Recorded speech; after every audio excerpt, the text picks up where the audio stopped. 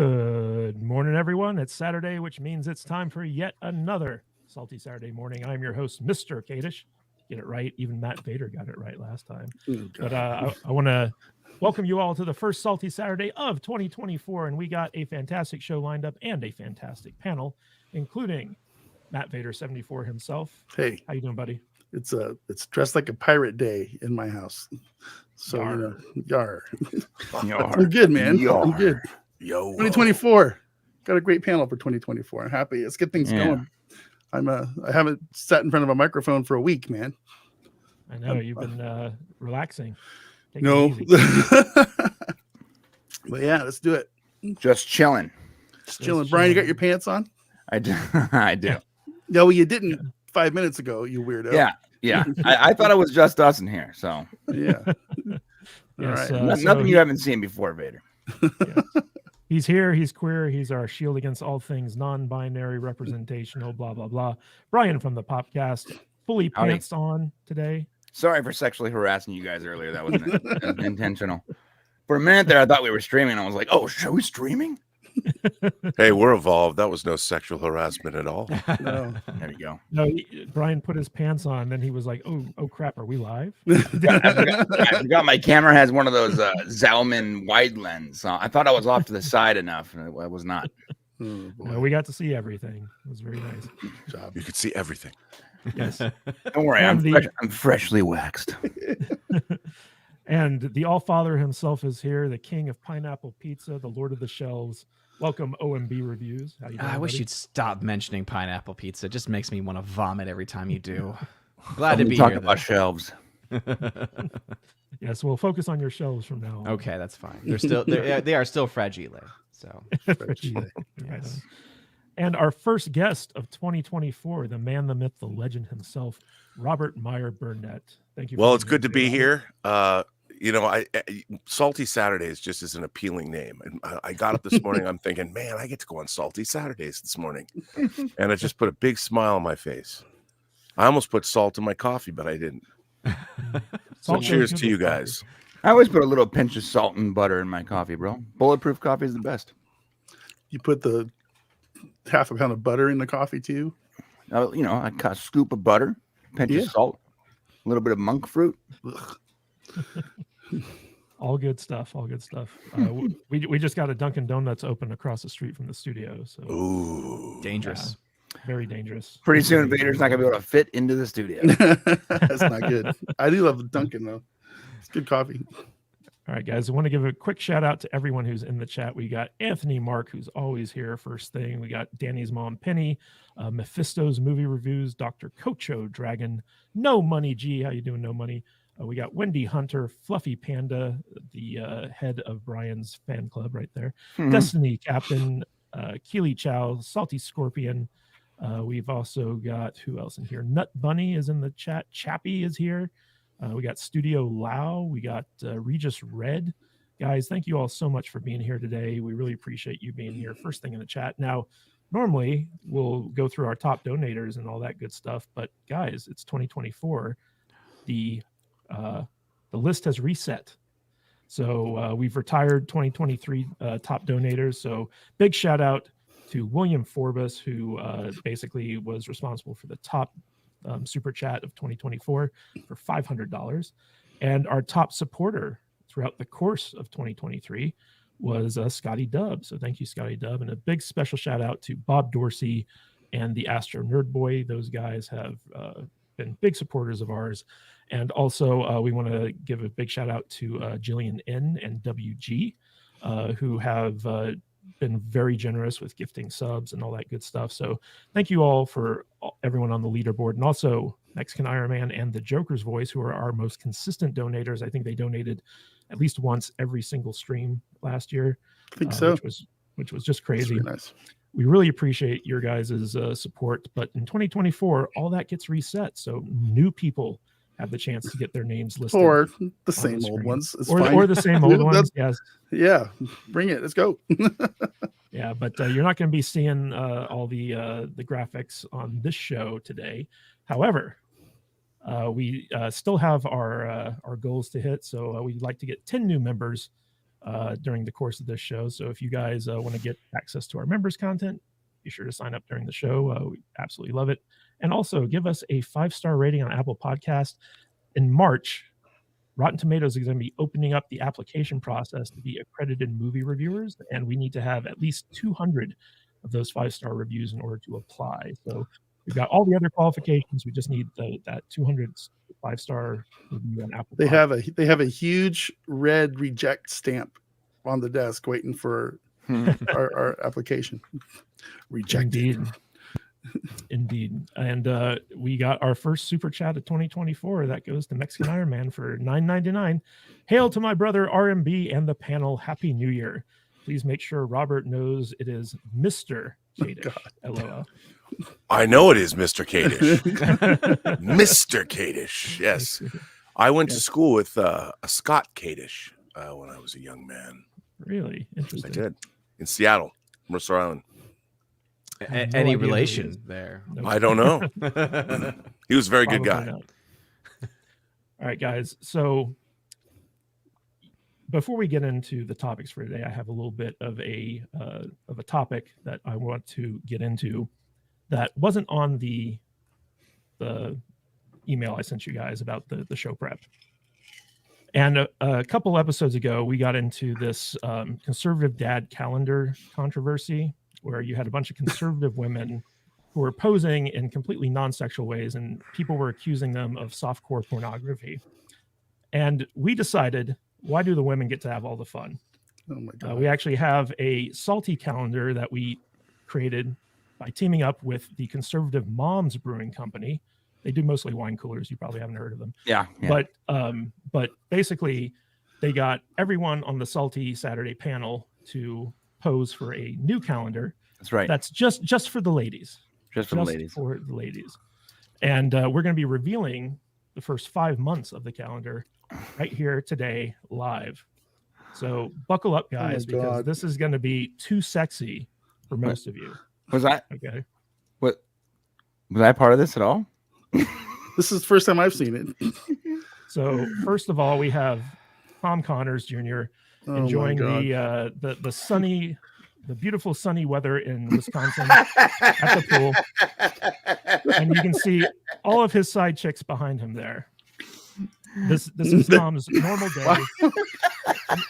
That's actually pretty great, I gotta say. Tom, Look at the winebacker right on his shoulder. Tom's looking fierce. Jesus. So Love it. These are all the women that actually shut up when Tom tells them to. And he loves all these women, and this is why he's not on the stream today, because he's too busy keeping track of his side pieces. So That's a lot of money right there behind him. Oh my God. that is a lot of money. Now, A lot of makeup. if this wasn't too sexual for you, wait till you see our next one, which is Matt Vader 74. Now he's pulling a Burt Reynolds, hanging out with his favorite pussy. God. And Matt wanted to show you his beautiful, magnificent feet. F for feet in the chat, guys. This is incredible. I love this so much. This is the only time you're probably going to see this. But I need every one of these pictures. Matt knows what brings people to the yard here. Farnsworth is lubing up right now. Gross. But yeah, look at these things. They're very well manicured. Adorable. Yeah. Yeah. Like my cat's even in Did the Zack picture. Snyder take this photo because they're out of focus? My Well, wallet just popped there's a open. depth of I'm field. There's I need to just start dropping ones on your feet. Exactly. But not to be outdone, Odin is up next Oh in the Lord. third month of 2024. And nothing says love language like cooking. And Odin, Pineapple pizza.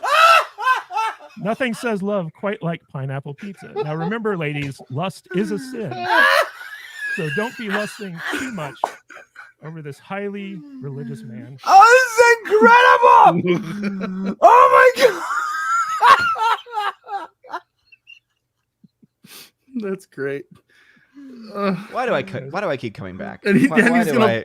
now he's gonna fold it and eat it Oh, wrong. you too. can fold it and then everyone's gonna flip out because you folded it.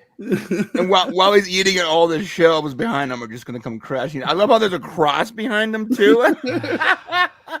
Well, the redheaded libertarian had a pie, and Odin wanted to have a pie as well, but a pizza pie. This is instead of a brilliant. regular pie. I will make this into an actual calendar. I swear, I will do it. All right, and of course, not to be left out, our special guest, Robert Meyer Burnett, I'll take it. I'll take that. who's going warp speed to sexiness right here. All the right. ladies love Robert Meyer Burnett. I gotta. Can I clip that out and put it on my Instagram? Of course. So basically we have the Burnett maneuver here that brings all the ladies to the yards. Yeah. Oh my God, that Odin one was. Yeah. Well, but not to be left out, we understand that there are a lot of men out there who also enjoy looking at other men. Oh no, And I'm so afraid of this. Our gender queer representation on the panel Oh no. is our final month of the year. Oh my God.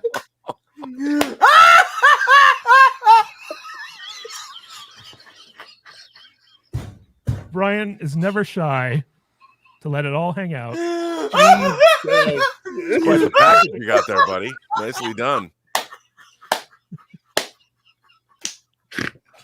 Snorted. Real men of America, ladies and gentlemen. These are the real men that make things go. Oh my God, babe, come look at this. That's good.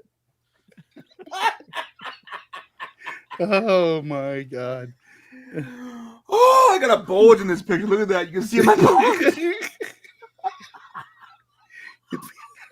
You look good, man. Come on.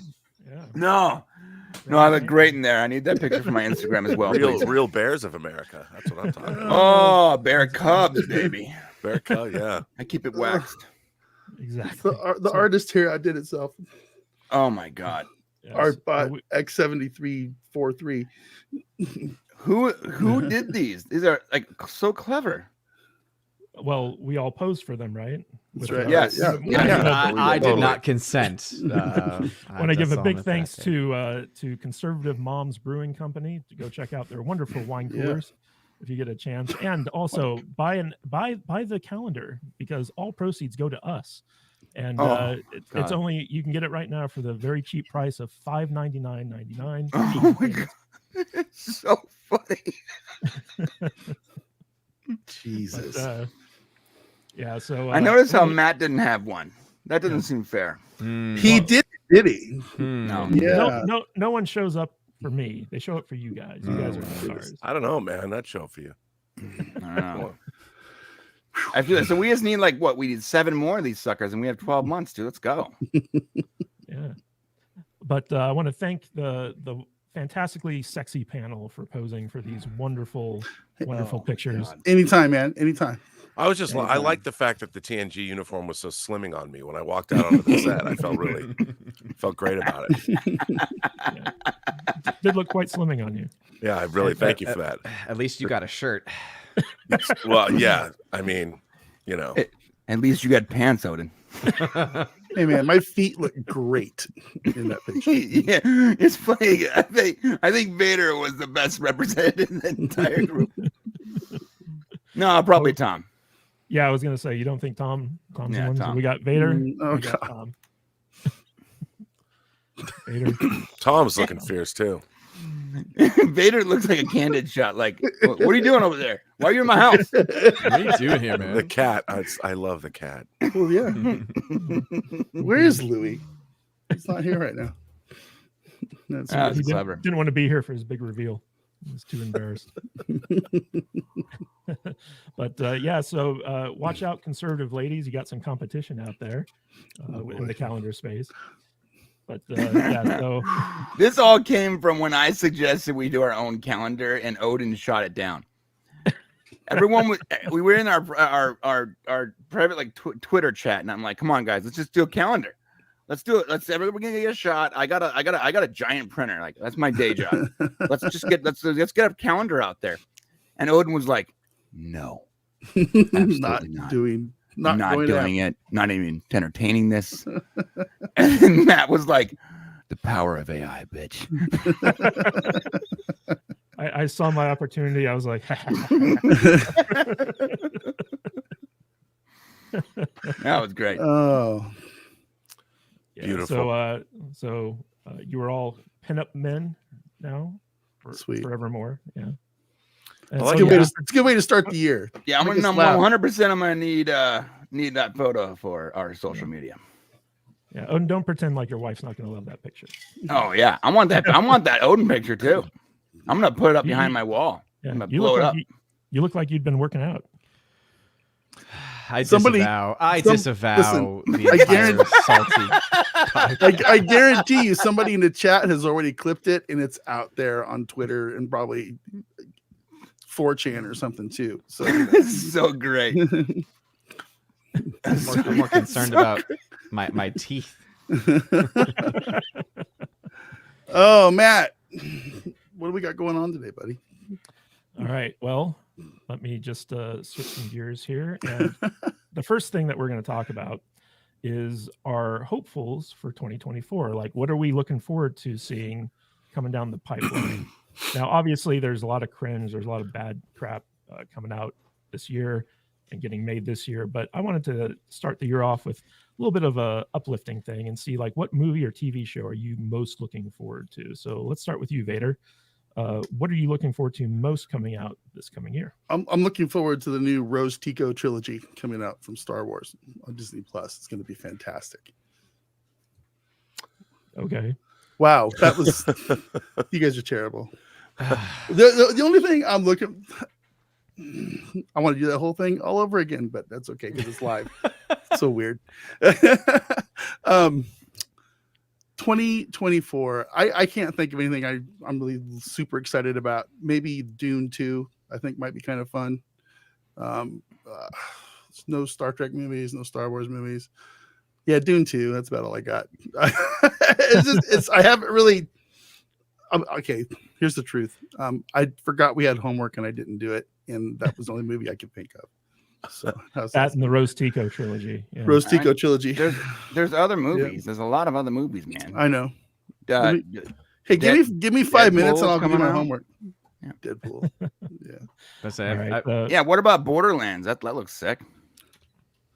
well, Brian from the Popcast, while Matt Vader is doing his homework, what is your pick for 2024? What are you most looking forward to? I'm looking forward to Deadpool most of all, because either they're gonna do something really bold and course correct the Marvel universe in canon, using a little comic book idea or a version of it where Deadpool literally kills the Marvel universe, or they're gonna shit the bed. And either way, it's gonna be, for me, it's gonna be the end of either the beginning of my ignition for Marvel, or the final end, the light turning out where apathy sets in and I no longer give a shit. But either way, it'll be a conclusion for me, and so I'm looking forward to that. And I don't know what they're gonna do with Borderlands. Oh my god, with that video game movie I just mentioned, Fallout? Well, Fallout looks great too. That's a TV series. Sorry. Yeah, that looks great. Borderlands is a video game adaptation. Yeah, Borderlands. Yeah. That looks great. I played that game for a long time. Yeah, I mean, Aliens. I wasn't really into it. I'm doing some research on it lately, and I don't like movies that take place between two other movies. I think it's sort of cheating. But I'm still looking forward to that. And there's actually some decent movies coming up. I believe that this year is, at least for some of these studios, sort of make it or break it with like the way they do business. And I know a lot of these movies were already in production way before all the strikes and everything like that. I feel like we're going to probably feel the heat or the burn of the strikes in the following year and not this year. But I think this year has some gems coming up, man. And Roadhouse with Jake Gyllenhaal, that's great. No, there's some great movies coming. All right. Well, Robert, why don't you share what you're looking forward to? First of all, May 24th, there are 2 movies coming out that day currently scheduled that both of them I think are going to be bangers, and that's Kingdom of the Planet of the Apes and Furiosa. Now, a lot of people, here's the thing, George Miller. I mean, everyone's going, "Oh, Furiosa's a girl power movie. I don't want to see it." I was like, "Did you guys watch Fury Road? Have you seen?" I mean, I love the Mad Max movies. I've been literally watching them since the late 70s. And when the Road Warrior came out in 82 in America, it was like a revelation. You know, it's an insane, and even Beyond Thunderdome, which was a little bit of a letdown when it came out because the Road Warrior was such a high bar, but it's aged really well. And then Beyond Fury Road is insane. And from what I've heard from everybody who's involved with Furiosa is that it's absolutely incredible. And although I will say this, I didn't like the teaser trailer very much. You know, that I can understand. I don't think they put their best foot forward with that teaser trailer, knowing a little bit about what's the movie's about. But I think it's going to be wildly ambitious. And look, I really enjoyed. I think of the new Planet of the Apes trilogy, I like the first one the best. But I think, again, Kingdom of the Planet of the Apes looks great. And I have to say, when I was a little kid, pre-Star Wars, my favorite franchises were James Bond and Planet of the Apes. They used to have Go Ape. They put Go Ape out in the theaters. You could go see all 5 Planet of the Apes movies. And then they would do that on local television, you know, syndicated TV. And I loved the Planet of the Apes movies. I had the Planet of the Apes Power Record books where you could read along with a comic book. There was an animated Planet of the Apes series. There was a live action Planet of the Apes series. They cut those together and released them on TV as movies. And it boggles my mind. I do not understand modern studios, because why isn't there a Planet of the Apes button on Disney Plus? There's not even, where are the 5 original Planet of the Apes movies in 4K? I mean, the original Planet of the Apes is a stone classic. Disney has no plans. They have a Planet of the Apes movie coming out in theaters, and there's virtually no hype behind it. And it's a franchise that's been with us since the 60s. Yeah, you'd think there'd be like a Planet of the Apes collection or something. Like a Go Ape. Well, yeah, and yeah. There's no plans. No plans. And this is, they wonder what's wrong with the studios. If I can just go off on a little rant, the people that are working at the studios, like in home video, they don't even know their own libraries. And I know that Planet of the Apes is a Fox property, but they've done nothing with the Fox library. But I would say that Ballerina, the John Wick spinoff with Ana de Armas, is coming out. Can't wait to see Ballerina. Oh, yeah, that looks great. It Dude, I skipped right over that title because I'm such a cretin. And I was like, I don't watch a movie about Ballerina. Nah, I'm good. And then I scrolled right back up and I saw all the guns. I'm like, oh, John Wick. I mean, John Krasinski, coming off of A Quiet Place 1 and 2, has the movie with Ryan Reynolds coming out, If, Imaginary Friend, which looks like goofy fun, whatever that is. I mean, I don't know. Bad Boys 4 is coming out. That's always good for a laugh. Yeah, Bad Boys 4. What happened, bro? Why was Bad Boys 3 called Bad Boys 4 Life? Did they not know they were going to do a 4th movie? They didn't know. Speaking of Quiet Place, Quiet Place Chapter 1 is coming out with Lupita Nyong'o. Horizon Chapter 1, Kevin Costner's return to Westerns. I mean, I loved Open Range, Dances with Wolves. Beverly Hills Cop, the original, is one of my favorite movies of the 80s. I want to see Beverly Hills Cop Axel F. I hope it's good. Fun. You know, and then, of course, you know, there's a new, you know, Alien. I guess they're calling it Alien Romulus. Who knows? I don't know. But I do want to see it because I like Fede Alvarez. But I got to tell you, why are they calling it Axel F? Couldn't they just call it Axel Foley? Well, they should call it Beverly Hills Cop AF. How can they not do that? Yeah. I mean, I'm. Oh Beverly my God, you're so right. Beverly Hills Cop AF is a great title. No, it's a great title. I mean, and it's you know, this is another thing. Somebody in marketing, how do you not take the joke? I mean, it's right there for you. Yeah. It puts a smile on your face, and they don't. I mean, the marketing alone would cause such a stir. AF. Dude, I didn't even consider that. That is brilliant. Yep. It's the title of the day. And it's funny because it used to be called Beverly Hills Cop Axel Foley. Now they've shortened it to Axel F. No, maybe when they get closer to the movie, they're just going to call it AF. And the last thing is Wolverine. You know, Deadpool 3. Yeah. I heard in the gold, man. I heard some things about this movie from a very reputable source. I can't say what they are, but when I was listening to this, I was looking at this person going, "Come on, no way," and he was like, "Yes." And when I heard what he was saying, I'm like, "That's either going to be the coolest shit ever, or like Brian was saying, it could go into goof territory." After this, we need to speak because I think we heard the same thing. And it just, what I heard was the ambition of what it was made me excited. It was very ambitious. And I was like, I just hope, because, you know, I was really excited for Doctor Strange in the Mouth of Madness. I wish it was in the Mouth of Madness, in the Multiverse of Madness.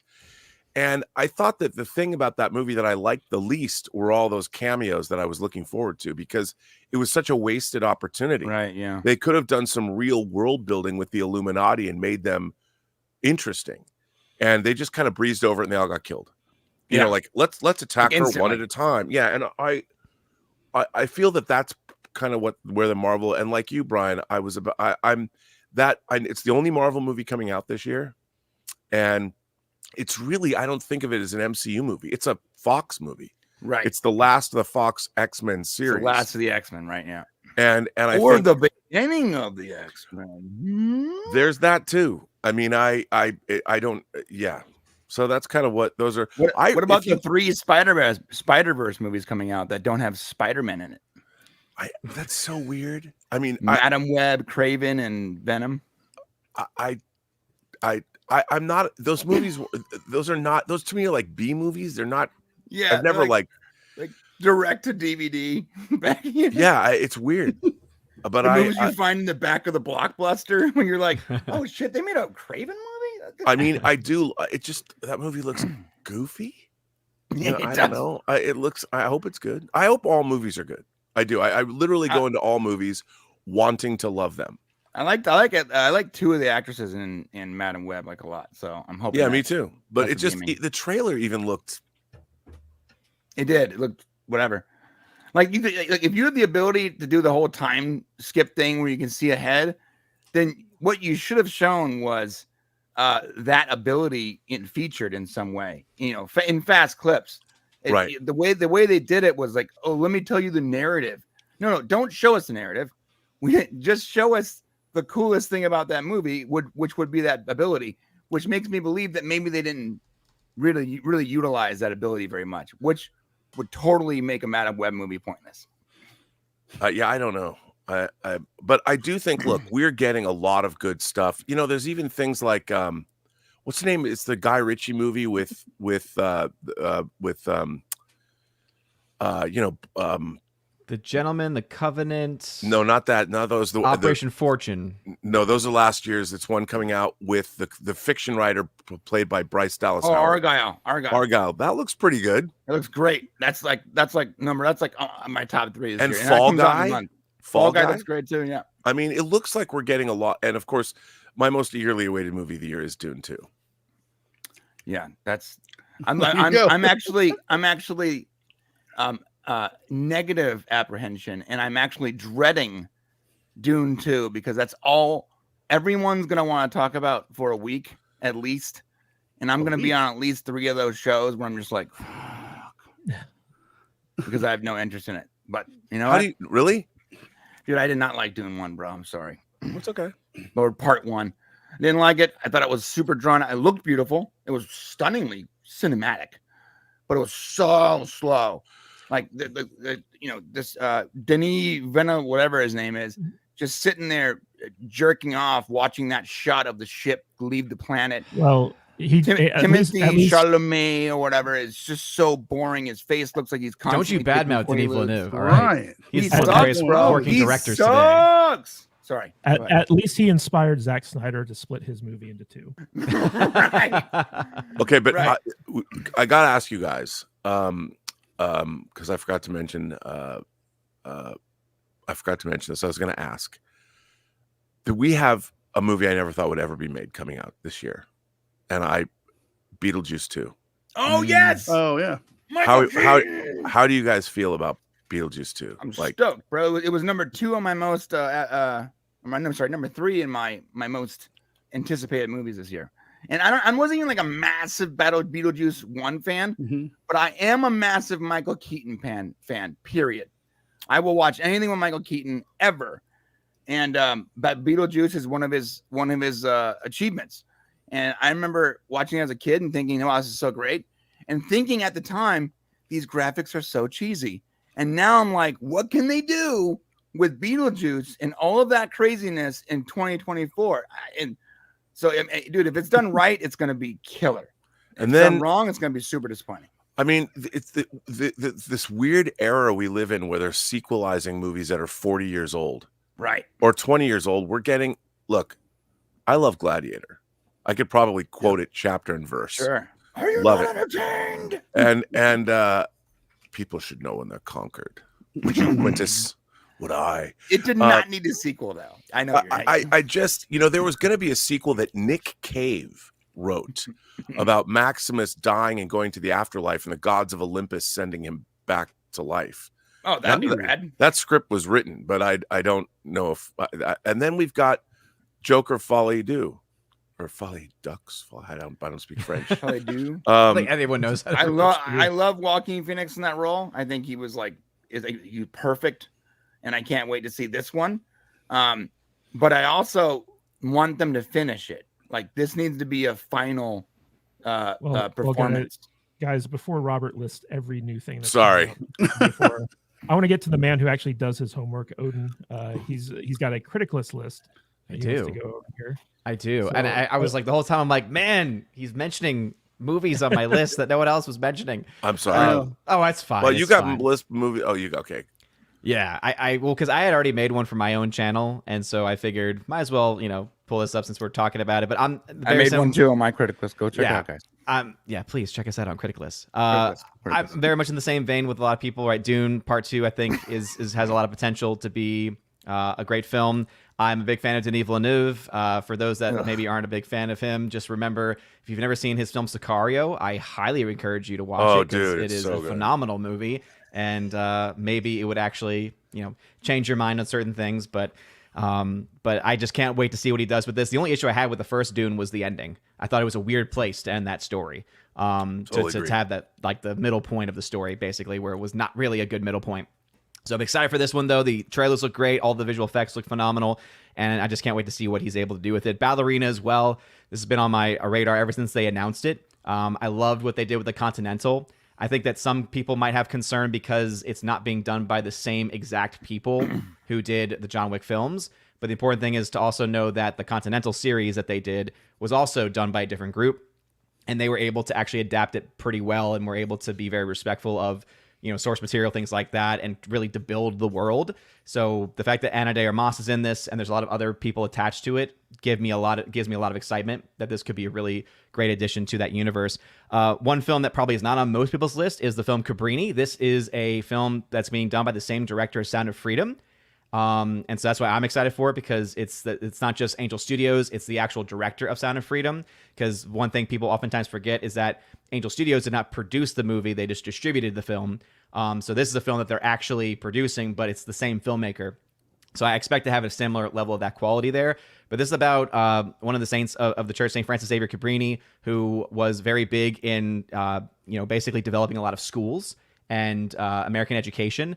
And what I love about it is that they are very clear, saying we are releasing this on International Women's Day. And I just think that's such a cool thing, because typically when you think about that, you think people releasing like very strong feminist messaging, and instead they're like, no, we're going to release a film about a female saint, right? So, someone who gave up part of their life to dedicate to others, right? And that's not the typical movie you would get on a day like that, I think. And so I think that it getting some of that attention, having the Sound of Freedom name attached to it, the same director, might actually end up helping it a lot. Deadpool, obviously, I think that there's a lot of potential there, even though I didn't think Deadpool 2 was as good as Deadpool 1. Fall Guy looks like it's going to be a lot of fun. I love stunt crews and everything, and so can't wait to see what they're able to do with that. And I think the trailer was a lot of fun. The War of the Rohirrim, I know that there's some concern about that one, but it's an anime of Lord of the Rings, so I'm automatically going to be interested just from that concept alone. Oh yeah. Robert had mentioned The Horizon. So yeah, part 1 and 2 coming out. Kevin Costner doing a Western. I think that could be really cool. Yep. Ghostbusters Frozen Empire. Really liked what they did with the last one. And so I think that this could be cool. Same thing also with If, Imaginary Friend, John Krasinski. I trust that guy a lot with a lot of things. Beetlejuice 2. And I had comments underneath all of these. And essentially for a lot of them, I'm cautiously optimistic. So like, I want Beetlejuice 2 to be great. And I want to see Michael Keaton as Beetlejuice again, but I'm also it has been a long time and it's probably, a bit too late for that one. No. I don't know. We'll have to see. We'll have to see. Joker 2 is on the list. Joker 1 was great. So as long as it's at that same caliber, I know that some are freaking out because it's a musical. I'm interested to see exactly what they do with it, like what that concept looks like. So until it comes out, I really won't know much else to say. I don't think it's a true musical. I don't think. Yeah. So when I heard that, I thought, oh, maybe it'll be something where it's like in his mind. And so it's in the brokenness of his mind that this musical is taking place. That could be a really cool concept. Quiet Place Day 1, of course. Another one coming out from the same director as Parasite, Mickey 17. I think that he's a great filmmaker. There's some films of his that I like, others that I'm not a big fan of. I love The Host and I love Parasite that he did. And Mickey 17 is a science fiction film. Yes. Isn't it? Yeah. I believe it is, yeah. So Robert Pattinson stars in it, so there's a lot of other people in it that make up a really good cast, so I think that has some potential. And then I'm also the same boat. I'm actually excited for Furiosa. I will say that the one issue I have, and I think we talked about this last stream or 2 streams ago, was that I do admit that anyone who has an issue with Fury Road, not because of anything else other than it's kind of a bait and switch. It's not really a Mad Max movie, right? I think that, honestly, that film should have been named Furiosa, a Mad Max story, and then this should have been the origin story that it is a Furiosa, because that's really what that first movie was. Fury Road was really just her story. And so I love the actress, though, playing her in this. Glad that it's not Charlize Theron anymore, because she's a bit crazy in real life, but excited to see her in this role instead. And then also Nosferatu. The hot ones are always crazy, bro. Gosh, no. So Nosferatu is another one too. It's a remake of the classic from 1920s, and it's the same director who has done The Lighthouse and Robert Eggers. He also did The Witch, and he's done some others as well. So anyway, those are the films that I am looking forward to. Man, I'm really glad you had that list, because that was everything that I had on my list. Okay. So now I don't have to go over it. There you go. Yeah. Me and Robert got you covered. I think you guys covered every movie that's coming out in the next 12 months for sure. There's more we didn't mention, but there's a couple more that I forgot to mention. Yeah, I'd like to shout out. I just want to mention really quick that besides Dune 2, I would, me personally, put Furiosa way up high, because that's the kind of movie that I personally enjoy. I watched it just a week ago, just for fun, and I was actually it was the first time I'd seen it in a while, and I was actually surprised at how much Max is actually in the movie, because I hadn't seen it for a while, and it was like everybody's like, well, he's hardly ever in the movie. It's all Furiosa, but he's in the movie from the beginning to the end, man. Yeah, and he is. For some reason, my head had compartmentalized that he disappeared halfway through the movie and never came back. So I was glad I went back and rewatched it, because he's in the movie a lot. I mean, he guides her the whole way. So it's interesting. Yeah, but he's not going to be in this movie, that's for sure. George Miller, though, the funny thing about George Miller is he's had such an interesting career, because outside of the Mad Max movies, which is his own, he created that franchise. He's the George Lucas of Mad Max. He also made things like The Witches of Eastwick, and he made a terrific movie people forget he directed called Lorenzo's Oil. That is a domestic drama about a kid dying of a disease and what parents can do to help him, with Susan Sarandon. It's a really, really good movie. And he directed Happy Feet 2 and then produced the original Happy Feet. So he's had a great, really interesting career. I wish he had made more movies. Yeah. He had the Genie movie come out, but he's a really interesting filmmaker. And I think that whatever he does with Furiosa, the world building alone is going to be fun to dip your toes into. All right, Brian and Robert, any more shout outs you want to give before we move on? Oh, Wicked. Now, I was not necessarily interested in the Wicked the musical, the retelling of Wizard of Oz, but at CinemaCon last year they showed some of it. It was in production. It looks incredible. I mean, if that's your jam, it looks amazing. And then the last movie that I want to give a shout out to, one of my favorite filmmakers for most of my life has been David Cronenberg. And his last movie, Crimes of the Future, while not as good as I would have hoped, he has a new movie coming out called The Shrouds. And in terms of Cronenberg's known for his body horror films, The Shrouds stars Diane Kruger and Vincent Cassel. And Vincent Cassel plays a businessman who's created a new way for people to grieve over their loved ones.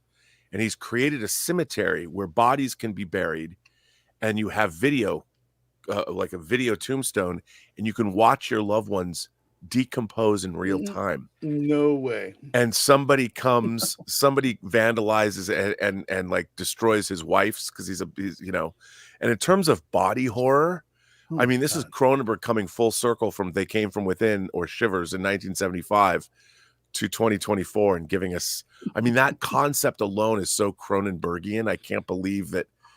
I can't wait to see this movie.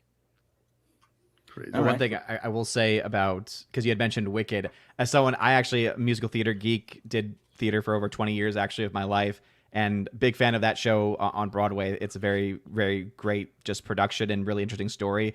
I will say though, like, I've been worried about them making it a movie ever since they announced it, like, what, over a decade ago? Yeah, I was gonna say, like, yeah, you know, it's been in this pre-production heck for forever, and so that's why it's like, it took that long just for them to get it made. Some of the cast list, again, I know that Ariana Grande can sing for real. She actually, I actually saw her on Broadway when she was in 13 the musical, before she kind of went crazy and doing the whole pop star stuff.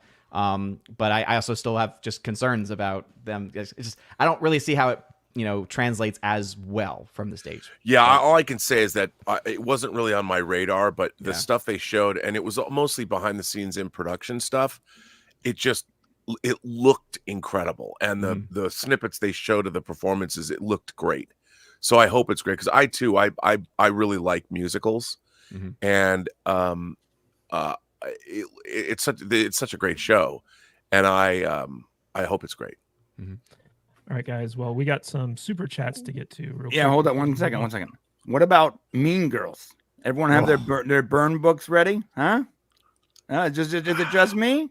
Am I the only one? An abomination. Like, that's like it's such a classic. There was no need to remake that as a musical. There's no need to make it anyway. There's just no way to remake it anyway. I mean, try and bring up Mean Girls.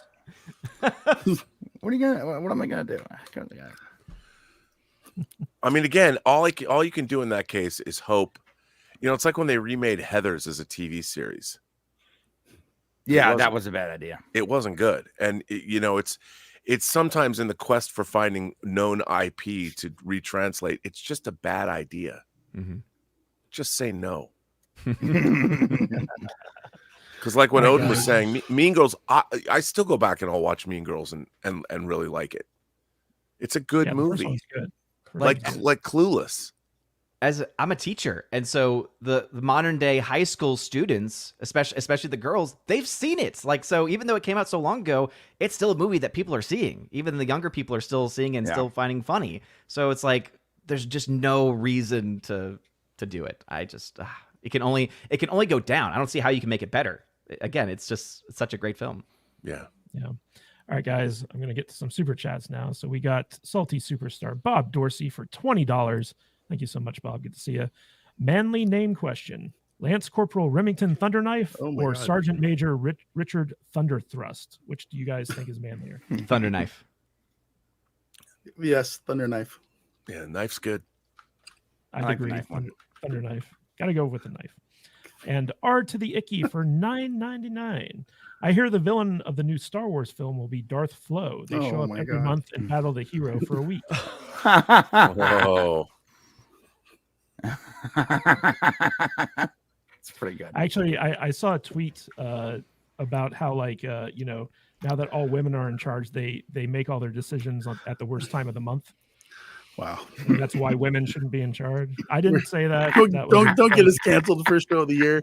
The funny part about this super chat from Arju is that it's coming from him. He's the sweetest dude in the world. And, you know, this is just, it's funny to me. So I don't know. You know, though, because I've been talking about this a lot. You know, what's really interesting to me, and this is going to seem a little odd, maybe, but if the living force surrounds us, binds us, the feminine, if you are able to procreate, and why isn't there a whole division of female Jedi? And we've seen female Jedi throughout the Star Wars franchise. Whether it's in video games, books, movies, whatever, wouldn't one of the most powerful things in the world be able to carry a Jedi baby to term? And if you were a Force adept, Force user, why wouldn't the feminine be something that the Force would be? You could do something, a female character could do something a male character couldn't. And why wouldn't there be to give birth to the newest generation of Jedi Order, and to be using the Force to imbue developing embryos into Force users could be a really interesting science fiction spiritual concept, and leaning into that. And I'm surprised that they don't, because sounds like Star Wars eugenics. Yeah, the answer to your question, Rob, is midichlorians. Well, no, I was going to say it's midichlorian. They have to downplay motherhood, and they have to downplay, that aspect. But it's never, that doesn't make the idea of the Force, if it surrounds us and binds us. We're going to be covering this in the next. Yeah, no, I know. I just wanted to say it because it made me just wonder, why are you looking for people that are out there in the world when you should be breeding the latest Jedi? I don't know. Well, the people in charge at Lucasfilm don't think so. Bene Gesserits, man, they do that. They've had a breeding program for thousands of years. The Jedi Knight should too. Big Raj for 199 Canadian super sticker. Thank you, Big Raj. Really appreciate it. Then we got Echo Base Network for $20. Hail to the Salty Nerd Podcast and to the great Robert Meyer Burnett. My most anticipated piece of entertainment for 2024 is Final Fantasy VII Rebirth on PS5. Looking forward to that more than any upcoming movie or TV show. Yeah, video games coming out in force. We got Stubble McShave for 20 crones. I want to see Megalopolis. It may be great or it may be crap. That's Francis Ford Coppola's. Yeah. Yes. Is that coming out this year? Yeah, I don't know. That's a great call, though. I can't wait. Yeah, my guess is we're not going to see that this year. Coppola If ever. Notoriously slow. Yeah. We got Kizzy for $4.99. Hi, my loves. Is World War Z canceled or not? Seeing conflicting reports. Also, I'm so excited about Night Has Fallen. Love Gerard and Morgan Freeman. I haven't heard anything about World War Z. Have you guys? Nope. I don't think it's coming out this year. Yeah, I don't know. Okay. Well, we want to give a big shout out to Lover of Green, who has gifted 5 Salty Nerd Podcast memberships. Thank you so much, Lover of Green. That's really generous of you. I know everyone really appreciates it. For those 5 of you who got that membership, be sure to check out our members content playlist on our channel. You can see all of our members content over there and really enjoy it. And of course, we got a sign up for the membership from Major Chai Chai. And want to thank you for signing up for our membership, Major Chai Chai. It's very nice of you. Now, there's a starred chat here. I'm a little bit hesitant to read it, but I'm going to read it anyway. Oh no, that was not for public. I was saving that for later. Okay, so you want to save that for later? Yeah, don't not read that, please. Okay. Wow, that was almost a disaster. Yeah. Oh my God. Okay. All right, guys. So let's, Robert kind of paved the way for us to talk about this topic, but let's talk about the thing on everyone's mind, which is how women are shaping Star Wars, the biggest franchise on the face of the earth. Women have taken it over, and now they're bragging about it. So I want to show this article from Variety, where basically the filmmaker for the upcoming Rey movie, Sharmeen Obaid Chinoy, has been really in the news lately because she's been coming out and saying she likes to make men uncomfortable. It's about time women started, taking a hand and shaping the Star Wars universe and all this other nonsense. Ran what's by a woman, by the interesting- way. Yeah. All these years, Kathleen Kennedy has been in charge. Apparently, didn't count. Didn't count. But what's interesting about her, so there's been a lot of kind of like stuff flying around about like, her making men uncomfortable thing, but she's a documentary filmmaker. She's primarily dealt with like subjects like in the Muslim world, because she's from Pakistan, like honor killings of women and stuff like that. And so I feel like she's being taken out of context a little bit, in the sense that she's like, well, the men that I'm used to dealing with kill women like me, and so I want to make them uncomfortable, right? And it doesn't necessarily purport to Star Wars, but what's interesting about this, and we've heard some rumors from some very well-known YouTubers, that basically, like, she's a hardcore self-promoter, and so a lot of what we're seeing now with her being in the news isn't from the Lucasfilm side of things; it's from her own personal PR. And there's this theory out there that she's doing this to try to put pressure on Kennedy to keep going forward with this movie, as opposed to canceling it. Because this is a big career move for her. Like, it's a big jump up from directing TV episodes to directing like a full-fledged feature film that's relaunching the biggest franchise on the face of the planet. But it does kind of lend questions to the fact that, like, why, like, under the rule of a woman, right, like Kathleen Kennedy, and her female-centric forces female underlings who she's stacked Lucasfilm with, like, we've had a lot of female influence on Star Wars, and ever since that has started, we've seen a steady decline in the fan base, the merchandising, the quality of the films, all this other stuff. And it's because they keep trying to court female audiences as opposed to the core Star Wars audience demographic of men. This is a man's franchise. This is a franchise that men grew up with. They loved it. They kept it alive in the lean years in between, like the original trilogy and the prequels and all this other stuff. And so this idea that we're going to be shifting Star Wars demographic towards women as opposed to giving the men what they want is a little bit odd to me. So I wanted to open up the floor now. Rob, you obviously have a lot of thoughts and passion about this. So why don't we start with you? What's your thoughts on how women are running Star Wars? Well, I mean, one of the things that's interesting to me is if you go back to the original Star Wars movie, and I don't say Star Wars A New Hope, because when I saw it, when it first opened, it was Star Wars.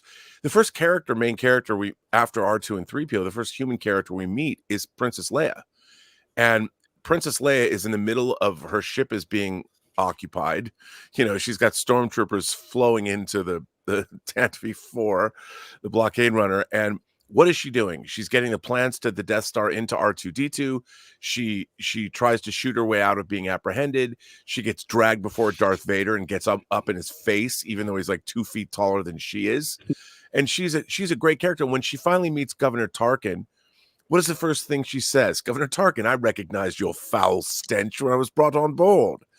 And then he says, charming, to the last. You don't know how hard I found it signing the order to terminate your life. I mean, there is no more of a badass than Princess Leia.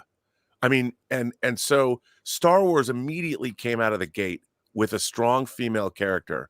By the way, directed by a man, written by a man, edited by a woman, Marsha Lucas, and 2 other guys. But so Princess Leia was a great character that was both feminine, because you can see her empathy when the Alderaan's destroyed, Right. And she tries to lie. She's like, they're on Dantooine. She's lying to Vader and Tarkin. That's how strong she is. And when you see they're blowing up Alderaan, she realizes she's defeated, and you see the nurturing side of her kind of come out, knowing that her people are going to die. So this whole thing, and I'll tell you, it's always strikes me as strange, because girls, when I was a kid, girls loved Princess Leia. They could see she was a great role model in that movie. And I think people forget about that. And I brought this up the other day, but like, if you look at what James Cameron has done in his films with female characters, Sarah Connor, even Mary Elizabeth Mastrantonio in The Abyss, and specifically what he did with Ripley in Aliens, that whole movie pivots on the fact that Ripley's character, we find out, one, she was a mom, which was kind of a shocking revelation, and that her daughter, Amy, she had an 11-year-old daughter that grew up and died while she was in hypersleep. And when Newt becomes her sort of pseudo daughter, the end of that movie literally has a woman character who's now, her motherhood has been restored, facing the alien queen, who's the mother of her species. So not only does it take a female character, it's not a female character that's just transposed over a male character. It's a character that derives her power from her feminine side.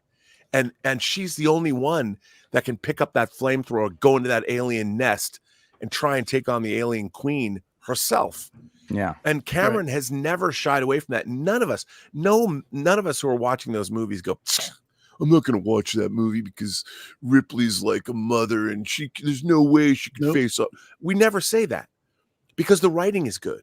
Mm-hmm. And in science fiction, in Frank Herbert's bringing up the Bene Gesserit sisterhood, the Bene Gesserit sisterhood in those books are the master manipulators.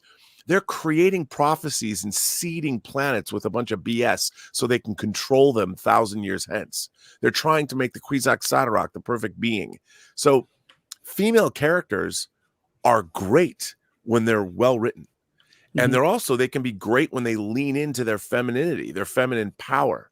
The problem that I have is that our civilization has been so dumbed down that it's like, well, we have to have girl power. And I'm like, okay, but it would have been really interesting to watch an Empire Strikes Back version of, I know I like Captain Marvel more than most people did, but if you take away people's animosity toward Brie Larson, give me an Empire Strikes Back level movie that might have begun during the snap after Thanos had snapped his fingers, when poor Captain Marvel is out in the galaxy trying to quell all the unrest that's developing on planets that have been decimated for whatever reason because half their population suddenly disappeared. You could have made a really interesting story.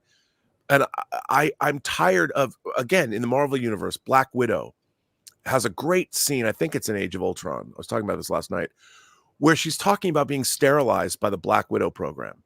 And that in her mind, it's made her a monster. That one of the things that she's supposed to do as a woman is be able to have children, and she can't. And she's talking to Banner, and he's like, I'm a monster too. And they find that bond in them. And it's like, in our civilization today, it's like we want to erase the differences between men and women and say, we're all the same, and all women are women. And what I want to see is a female character that is beautifully written, that has something to say to add to the Star Wars franchise, and then lean into the fact that she can do things that a male character can't do, whatever those are. And what they just did was, with the Rey character, when she was introduced over 3 movies, they just made her all powerful. She doesn't have to learn. She doesn't go through any struggle. She's just immediately, she can fly the Millennium Falcon better than Han Solo. She has everything she needs. There's no growth there. She's a superpowered character from the beginning, and that's not interesting. When we first meet Luke Skywalker, he's like, I don't want to go anywhere. I mean, I except to the academy and follow Biggs. I want to go to the Tashi station to pick up some power converters. Yeah, he wants to hang out. And it's not until Beru and Ben and Uncle Owen and Aunt Beru are slaughtered that he turns around and says, I want to go to Alderaan. I want to go to learn the ways of the Force and become a Jedi like my father. And then it becomes a 3-movie. He's not a Jedi until the end of Return of the Jedi. And there's a whole journey that he goes on. And if we can get that from a Rey movie where she's going to reestablish the Jedi Temple, I'm all for it.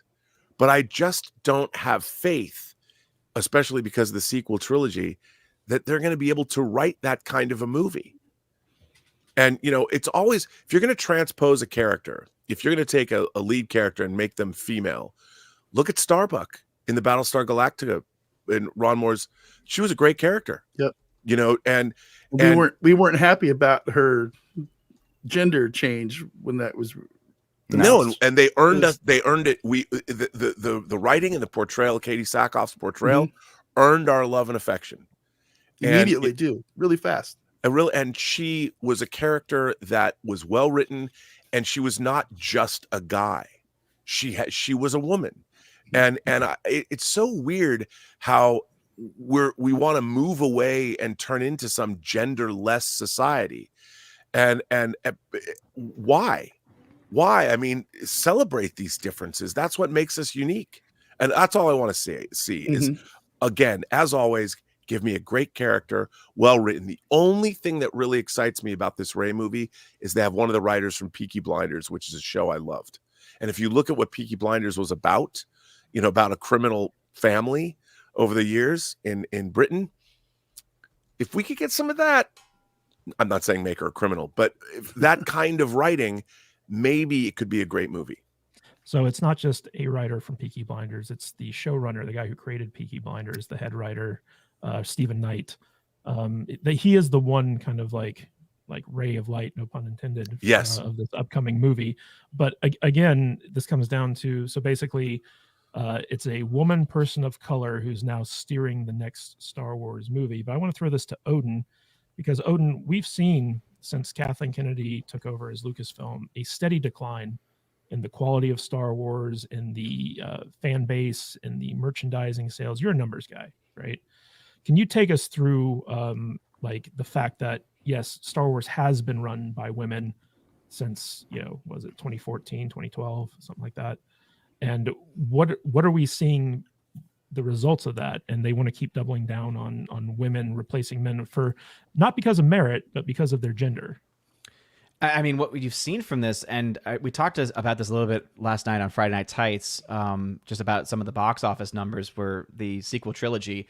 But, you know, not only under the tenure of Kathleen Kennedy have you had a Star Wars movie, you know, before getting into some of the other numbers, but a Star Wars movie on its face flop in Solo Star Wars Story, right? I mean, like, had you told anyone just, you know, a year or two maybe before then, anytime really before The Last Jedi, that's typically when a lot of people kind of finally have started to realize, oh, wait a minute, things aren't quite going right here. But if you had told anyone, oh, at some point in the future, a Star Wars movie is going to lose probably close to $100 million, people would have been laughing in your face saying, there's no way.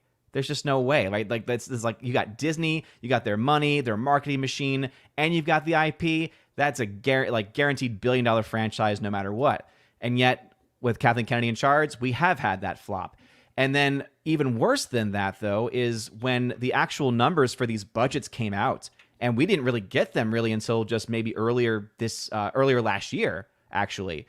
And when you're realizing that Force Awakens cost, budget-wise, after tax credits, $447 million to make. Jeez. That The Last Jedi cost $300 million, and that Rise of Skywalker went all the way back up to $416 million. Oh my God. And that the last Star Wars movie, because it cost $416, lost around $120 million. So the last Star Wars movie, and here's the thing, it was a $1 billion film. And remember how for a long time, $1 billion was seen as that standard of success.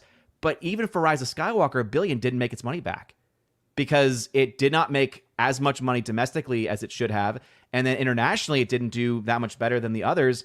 And because of the way that the money is received, about, you know, most of it coming from, you know, domestic markets, and then you get a lot less as a studio from foreign, especially also from China. So you look at these numbers, and for the sequel trilogy itself, raw net profits just based off of box office ticket sales around $300 million. Huh. After putting $1.7 billion into it cost. So yeah, they made money. They made their money back, and they made $300 million, around $300 million in profit from their sequel trilogy. But when you think about movies putting $1.7 billion into it and then getting $300 million back, like, or rather $300 million in profits, that's not a very good return. No, that's a horrible return. And with the last of the films being one where you lost $100+ million, I mean, I don't see, and I think that's also why, now that we have these numbers, it makes a lot more sense as to why they've been dragging their feet with the next movie.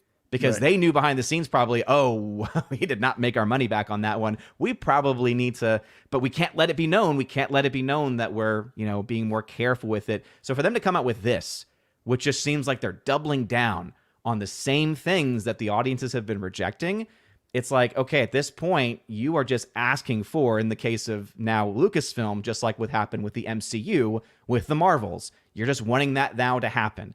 So you want to have the lowest grossing Star Wars film of all time? Be my guest, because right now it seems like everything they're choosing is not because it's the best story, it's not because they're the best people for the job, it's because they're checking off a list. And Yeah. I think that's the ultimate issue that they have right now, is that all they've been caring about for years now is checking things off list and not actual storytelling. That's you just nailed the entire problem with whatever's going on in Hollywood right now. I would recommend everybody read. It was in Deadline that Bill Mechanic, who used to run Fox, really esteemed industry insider and has been running this. He's worked at all the studios. He wrote a great essay about where Hollywood is at and how Hollywood's being dismantled by forces that have nothing to do with filmmaking, and that it's a damn shame. And activism, look, you're never going to win if your stories are not pure, and if the people that are making them, it's crazy to me. I was saying this last night, but I want to use Ryan Coogler as an example. I'd read a story. So Ryan Coogler made Fruitvale Station, which was a terrific indie film. When his father and when his mother was ailing, I think his mother had cancer. Together, they watched the Rocky movies, which they both loved. It was a bonding experience.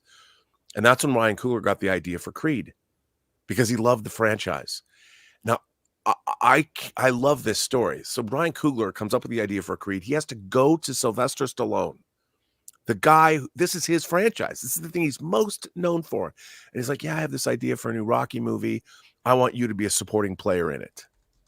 I'm going to bring my good buddy, Michael B. Jordan. And they make Creed. And I know I love Critical Drinker. He and I kind of differ on this. I love the first Creed. Critical Drinker has a great analysis and almost convinced me not to like it as much as I do. But I love Creed. But what it was an example of is a filmmaker who loved a franchise, went to the creator of that franchise and said, I have an idea. Made Creed 1. And Sylvester Stallone got an Academy Award nomination for Best Supporting Actor in his own franchise because a filmmaker, a great filmmaker who knew what they were doing, had passion for the movie that they were making, passion for a franchise that had multiple movies over 40 years. And what I don't understand is, why isn't Disney looking for that? Why aren't you looking for capable filmmakers that are absolutely passionate about the subject matter? Why isn't anybody doing that? We saw an example the past year of two brothers who worked together making TikTok videos and making videos on Instagram and learning their craft. And they made their first feature, which was Talk to Me. Talk to Me was a terrific horror film. And these are people that are passionate about what they want to do. Robert Eggers is another one that has Nosferatu coming out. Why aren't we looking for that in our franchise properties? Why are we hiring diversity hires? DEI hires are never, sometimes they might work, but if you're hiring people for that reason and not based on merit, you're never going to win. Well, Robert, we've independently heard from numerous people in Hollywood about how Kathleen Kennedy, basically, you have a bunch of people with great pitches for Star Wars movies going to Lucasfilm, pitching them to her. And because they're men and because they're white, she rejects them. I know of one person in particular who's not even in the film business. He's in the gaming business. And, when a new Star Wars video came out, him and a couple other influencers were going to give a presentation on like the big reveal. And Kathleen Kennedy specifically said, they're too white and they're too male. Like, we need to have women on stage. And so this idea is that it's not just about women who are in charge. It's about the fact that they have an agenda to support other women at the expense of really talented, creative people. That's not to say that women can't be talented and creative. It's just that for the most part, they're choosing people based off of their sex and the color of their skin, as opposed to their talent. And I think that's the real problem here. And I want to throw this to Brian. Brian, we've had Kathleen Kennedy in charge for a long time, and she's done a lot to bring women into the culture at Lucasfilm and have actual say in how certain things are made. But we've seen these TV shows. The first season of The Mandalorian was pretty good. Second season wasn't good, but it ended strong. The Book of Boba Fett was a disaster, and season 3 of The Mandalorian was terrible. So what do you think's going on over at Lucasfilm that they just are so tone deaf to the fact that what they're doing isn't working? Well, I think they have. I don't think they really care about what this current generation of about what real fans think. I think that they can shape the next generation of fans. And so they are, for lack of a better word, grooming the next generation of fans. And they think that they're going in the direction that is going to get them the next 20-something-year-olds that are coming up through high school, whatever. They want to go back to when we were in high school, and when we were collecting figures and super excited about every single new Timothy Zahn book that came out or whatever it was, just like talking about all the possible, lore crafting and what they can do and when are they going to bring it back and George Lucas this. I mean, dude, they made a movie called Fanboys specifically about us. Yeah, literally, it was about us. Not about Star Wars, but we all went and watched it because it was about people who love Star Wars, right? that's right. They want the next generation of fanboys and girls.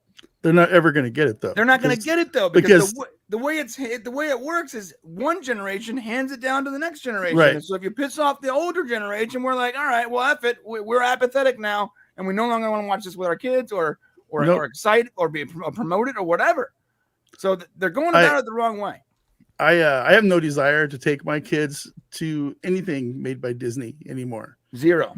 You guys watched me turn my Disney Plus off on this show 3 weeks ago. It was a cluster mess, but I still turned it off. I haven't turned it back on, and I really have no reason or desire to. It's sad, because you're right, Brian. One generation has to pass that stuff on to the next, and I failed miserably. My kids want nothing to do with Star Wars, but man, she's all over that Harry Potter stuff. Oh, my kid's all about Harry Potter too. But she hates Star Wars. It's weird. It's just like I failed as a father. What's weird is Harry Potter is basically Star Wars. I've told this story before about my son, baby Thor, who's 3 now. But when he was around 1, a little over 1, he actually sat through half of the first original Star Wars film, didn't budge. He was so invested. He didn't even fully understand, but he heard the music and he was already captivated. The imagery, that is now his favorite franchise. We have seen the films, the original trilogy, countless times now because he loves those stories so much. But it also comes down to the fact that Star Wars is a male-centered franchise. Right. It's for men. Women don't like genre stuff for the most part.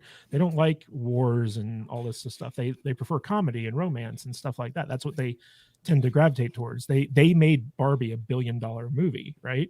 So it boggles my mind that Kathleen Kennedy can't just say like, okay, let's keep Star Wars for men, and under the Lucasfilm umbrella, why don't we cultivate a franchise that's geared towards women and build that up, as opposed to like trying to take what we already have and shift it.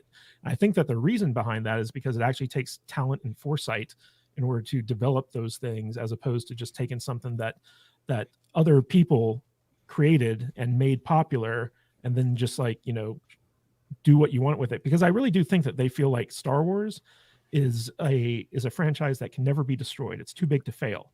And so they can do whatever they want with it, no matter how bad it gets. There's always a segment of the fan base that'll just like eat it up and defend it to the death. Like all these Last Jedi defenders I see on Twitter and make me sick and stuff like that.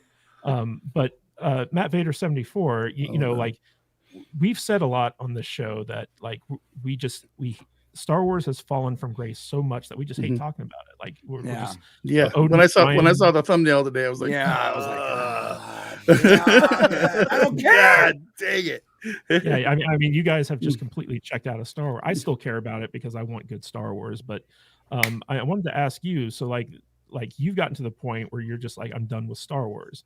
And that's a big deal because you're not alone. A lot of hardcore Star Wars fans have checked out simply because we've gotten so much bad Star Wars. There's now more bad Star Wars than good Star Wars. And it's all because of Kathleen Kennedy. So do you think there's anything that could be done to win back the fans that have been alienated from the feminist Star Wars? I don't know. I honestly don't. Right now, I don't think there is. I mean, maybe...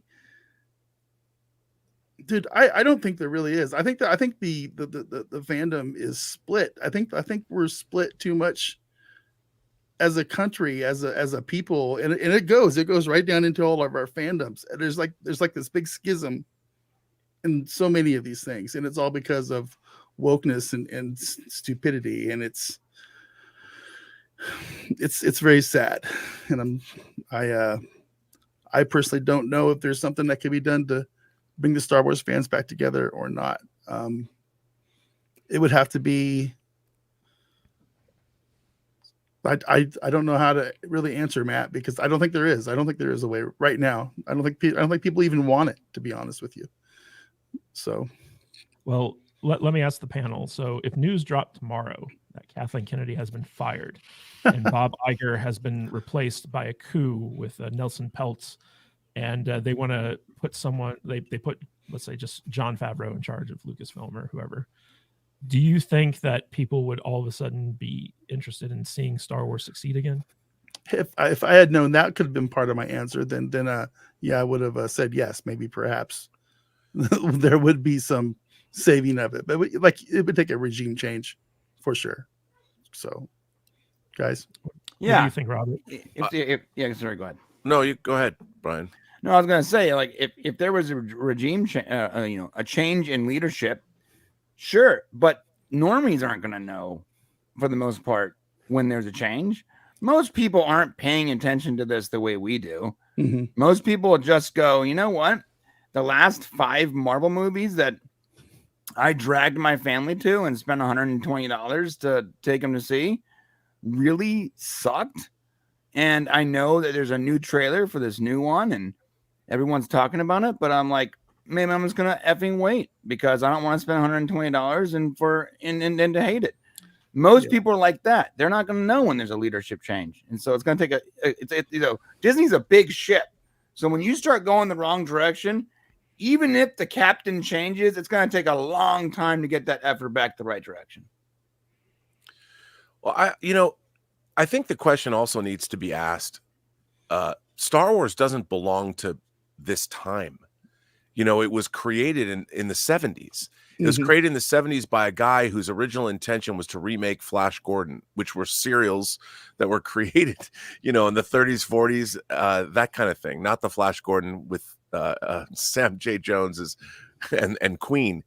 And so you have to ask yourself, like, to expect generation after generation to embrace a franchise that was created long before they were born, I think it's kind of silly, because I've often said that pop culture has a half-life of 20 years.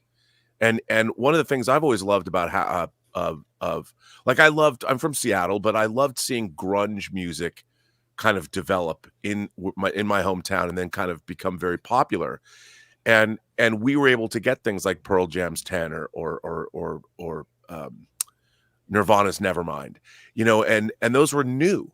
And suddenly there was you had Chris Cornell and Soundgarden and Mother Love Bone, and it was like, wow, this is great. And that's what's supposed to happen, because the youth is creating something new that will further J.K. Rowling. I mean, J.K. Rowling was a single mom, divorced, coming from an abusive relationship. She had no money, so she starts creating the Harry Potter stories to tell her kids. And that became something, a global phenom, and that was part of their generation. That's why kids love Harry Potter. It was theirs. It was new. They got to discover it, even though it's an amalgamation of everything from Star Wars to Lord of the Rings. It belongs to that generation. And we cling to this. And the thing about Star Wars is the people that are making it were not forged from the same thinking that created Star Wars in the first place. So my whole thing about Star Wars is the people that are making it are inherently not creating something that is theirs. They're trying to recreate something that is somebody else's. And I even wonder if Star Wars can ever be like, I thought what happened with Andor was really interesting. Somebody leaned into the actual wars side of Star Wars. Because the Jedi were just basically mentioned, and you saw Kenobi and Luke learning how to wield a lightsaber, but the Jedi and the ways of the Force were not the focus. Star Wars is a men on a mission movie. It's about a scrappy bunch of people going to rescue a princess from a castle, essentially. And now Star Wars has become all these different things to different people that I wonder what it even is anymore. When I was watching Ahsoka, I'm like, what is this? What is this about? How does this have anything to do with Star Wars at all in terms of what its core brand should be? I watched that show really perplexed.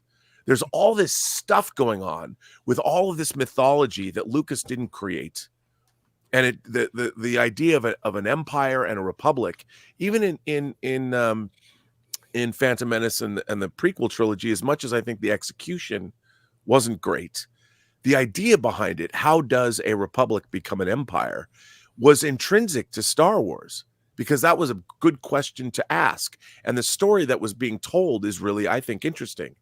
It just wasn't done very well. And I wonder where we're at. Maybe Star Wars should go away. It's no longer a franchise of today. Right. It's a franchise of almost 50 years ago. The past is dead. Kill it if you have to. Is that but also, like, even the James Bond franchise. I grew up as a huge Bond fan. I only liked one of Daniel Craig's Bond movies. They were trying to make Bond a modern character, but he's a Cold War character, and while you can try and reinvent these characters, I mean, I thought, as much as I thought Todd Phillips kind of was ripping off Martin Scorsese to make Joker, at least that character, there's so much mental illness in the world today that Joker character was a product of today and could be embraced by audiences, because there are so many people dealing with mental illness that character becomes. That's why it made $1 billion. And I wonder, I love Star Wars. I saw Empire Strikes Back 26 times in the theater, but to me, there are two great Star Wars movies, Star Wars and Empire. And I really like Rogue. Sorry about that. I really like Rogue One, but everything else, even Return of the Jedi, when you get into Jabba's court, I'm like, even when I was watching it for the first time, I'm like, come on, the design of the creatures was not. And I just wonder, I mean, maybe Star Wars should be put aside for a while. Yeah, unfortunately that's not going to happen. There's too much money riding on it. Real quick, guys. But is there?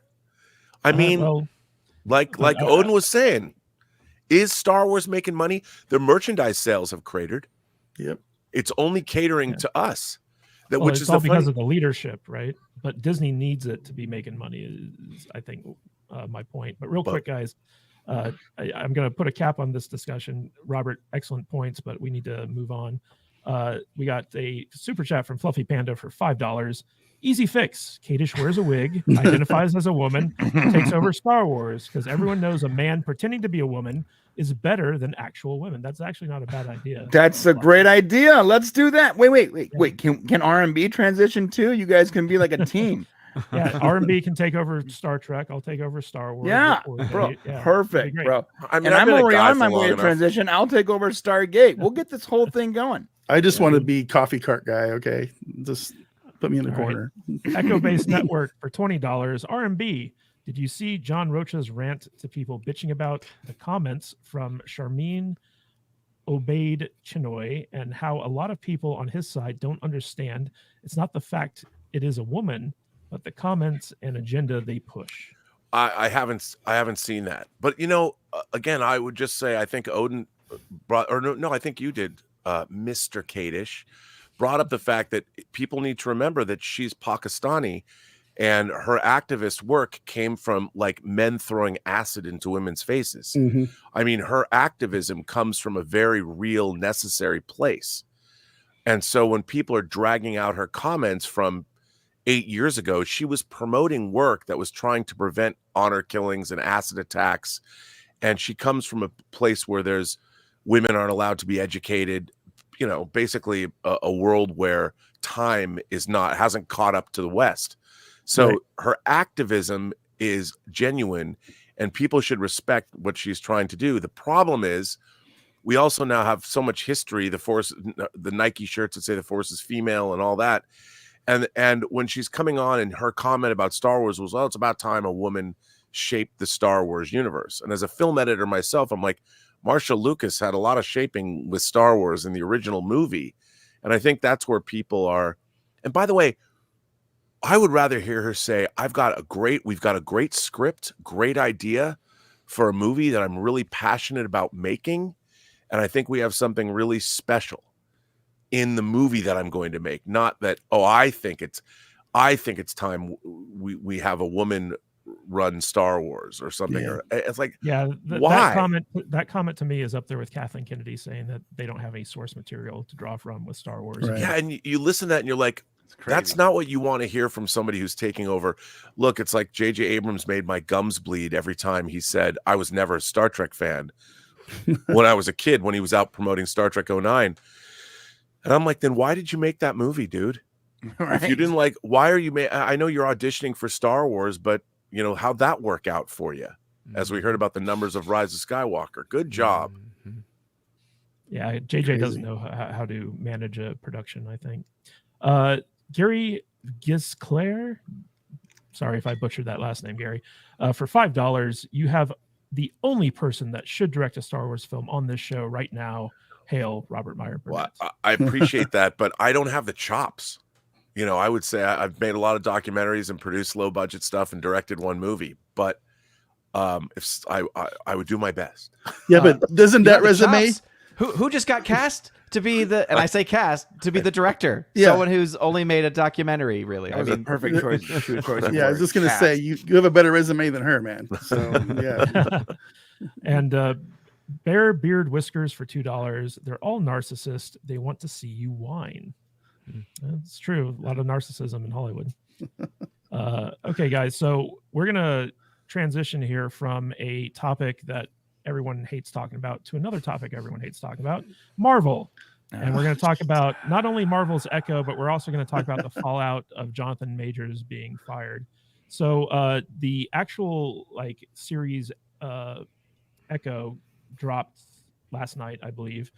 But before that, there was this fight scene leaked between Echo and Daredevil, and a lot of people have gone the rounds with it, so I'm not going to play it just for the sake of monetization.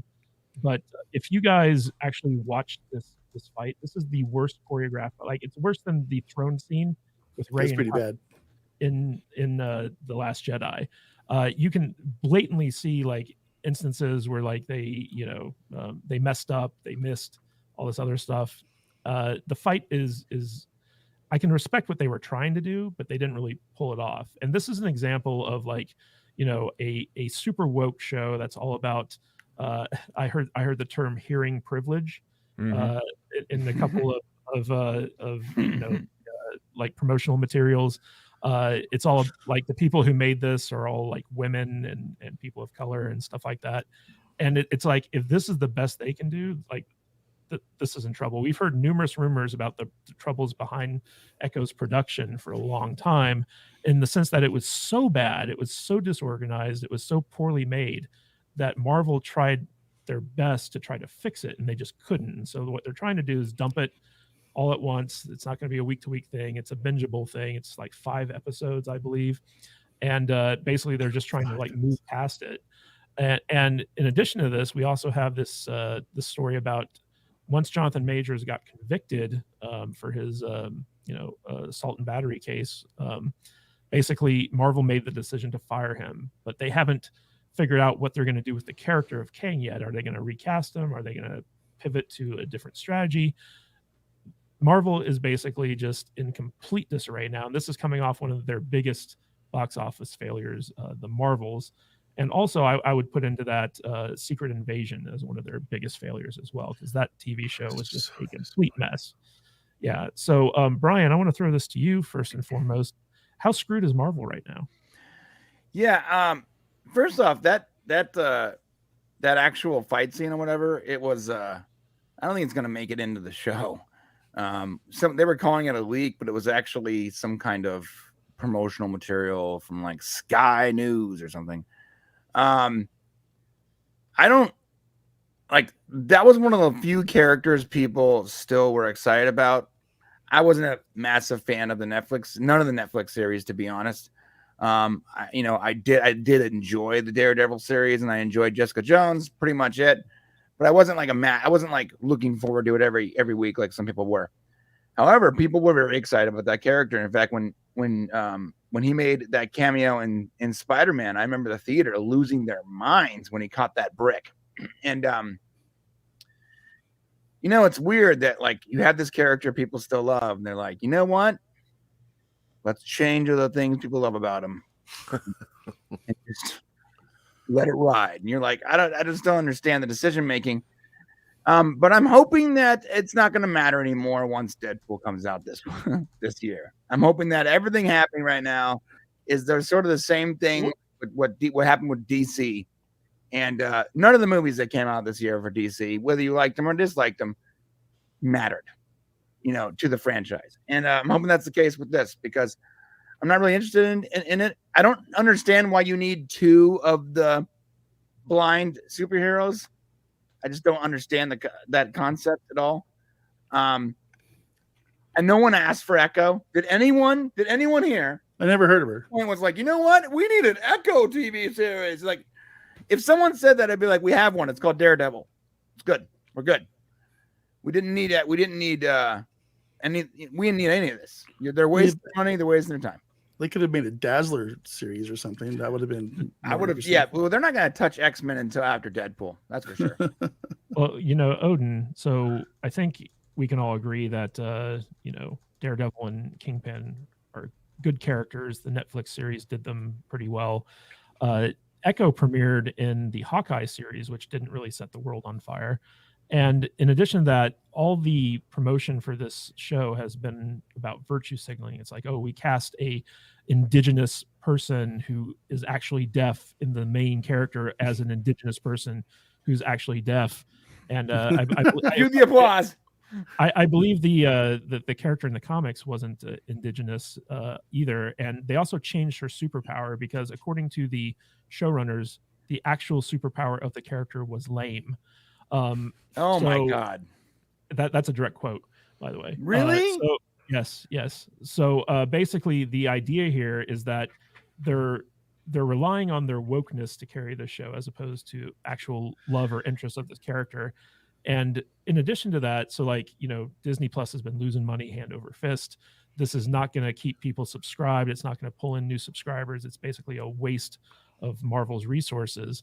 And in addition to that, you also have the Kang quandary, where it's like, how is Kang going to fit in? What's going to happen with that? And with coming off the Marvel's disaster, which you've covered brilliantly with your box office analysis, how do you think this affects the bottom line of Disney and Marvel going forward?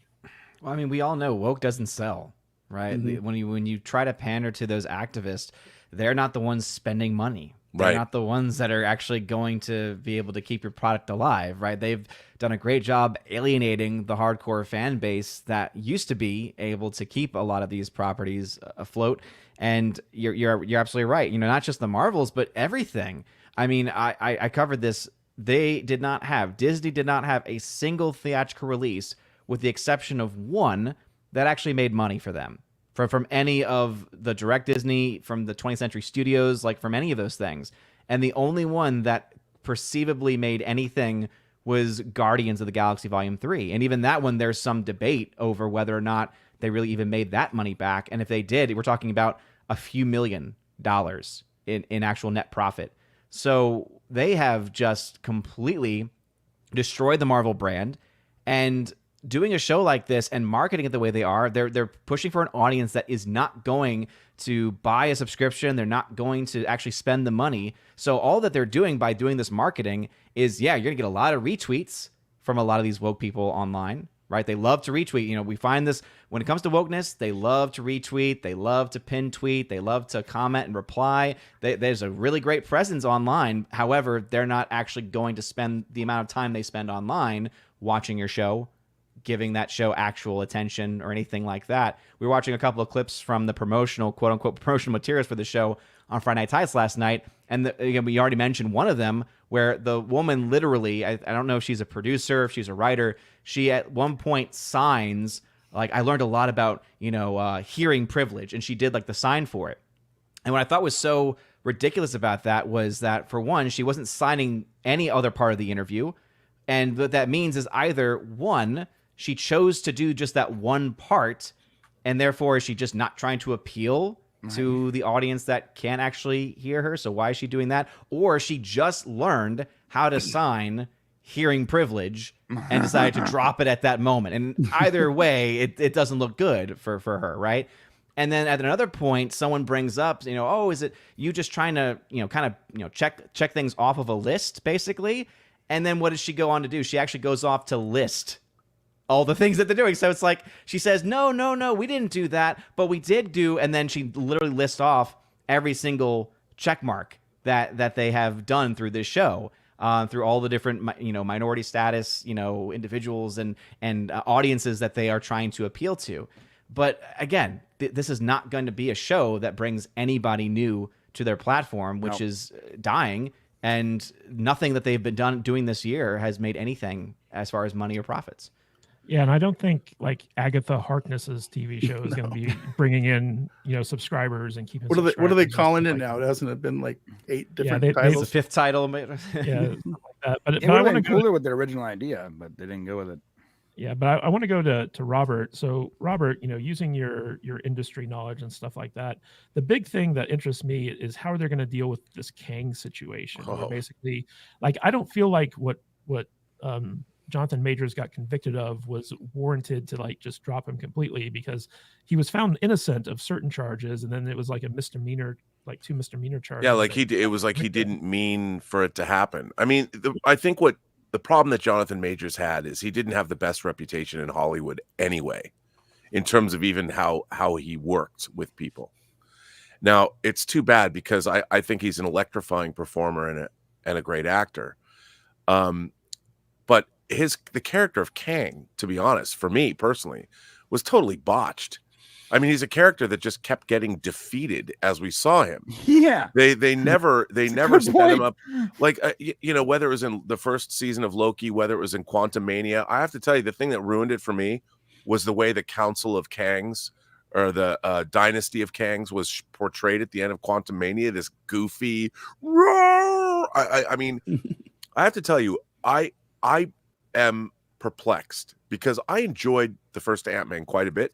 I liked Ant-Man and the Wasp. And when I saw Quantumania, I was interested in it when I saw it, or when I knew it was coming out. But when I saw it, I hated it.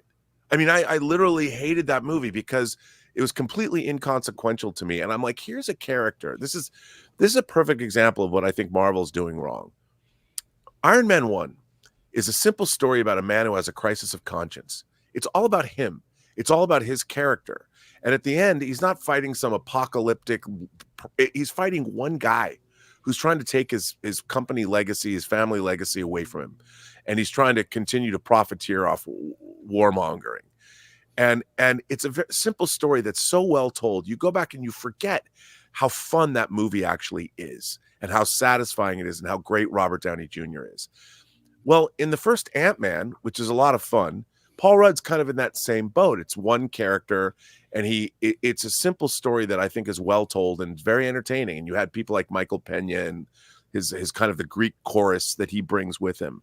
When I was watching Quantumania, I'm like, what is this? Mm-hmm. Like, what has happened to this franchise? Like, the strengths of this franchise are character and story, like any franchise. And yet you're trying to make it all. I understand Ant-Man can go into the quantum realm, and I know you want to lean into that, but you're watching this land. Nobody cares. Nobody cares about the design. Nobody cares about any of this stuff, and you don't buy it. The great thing about Ant-Man is the climax takes place in his daughter's bedroom on a toy train, where you have these two.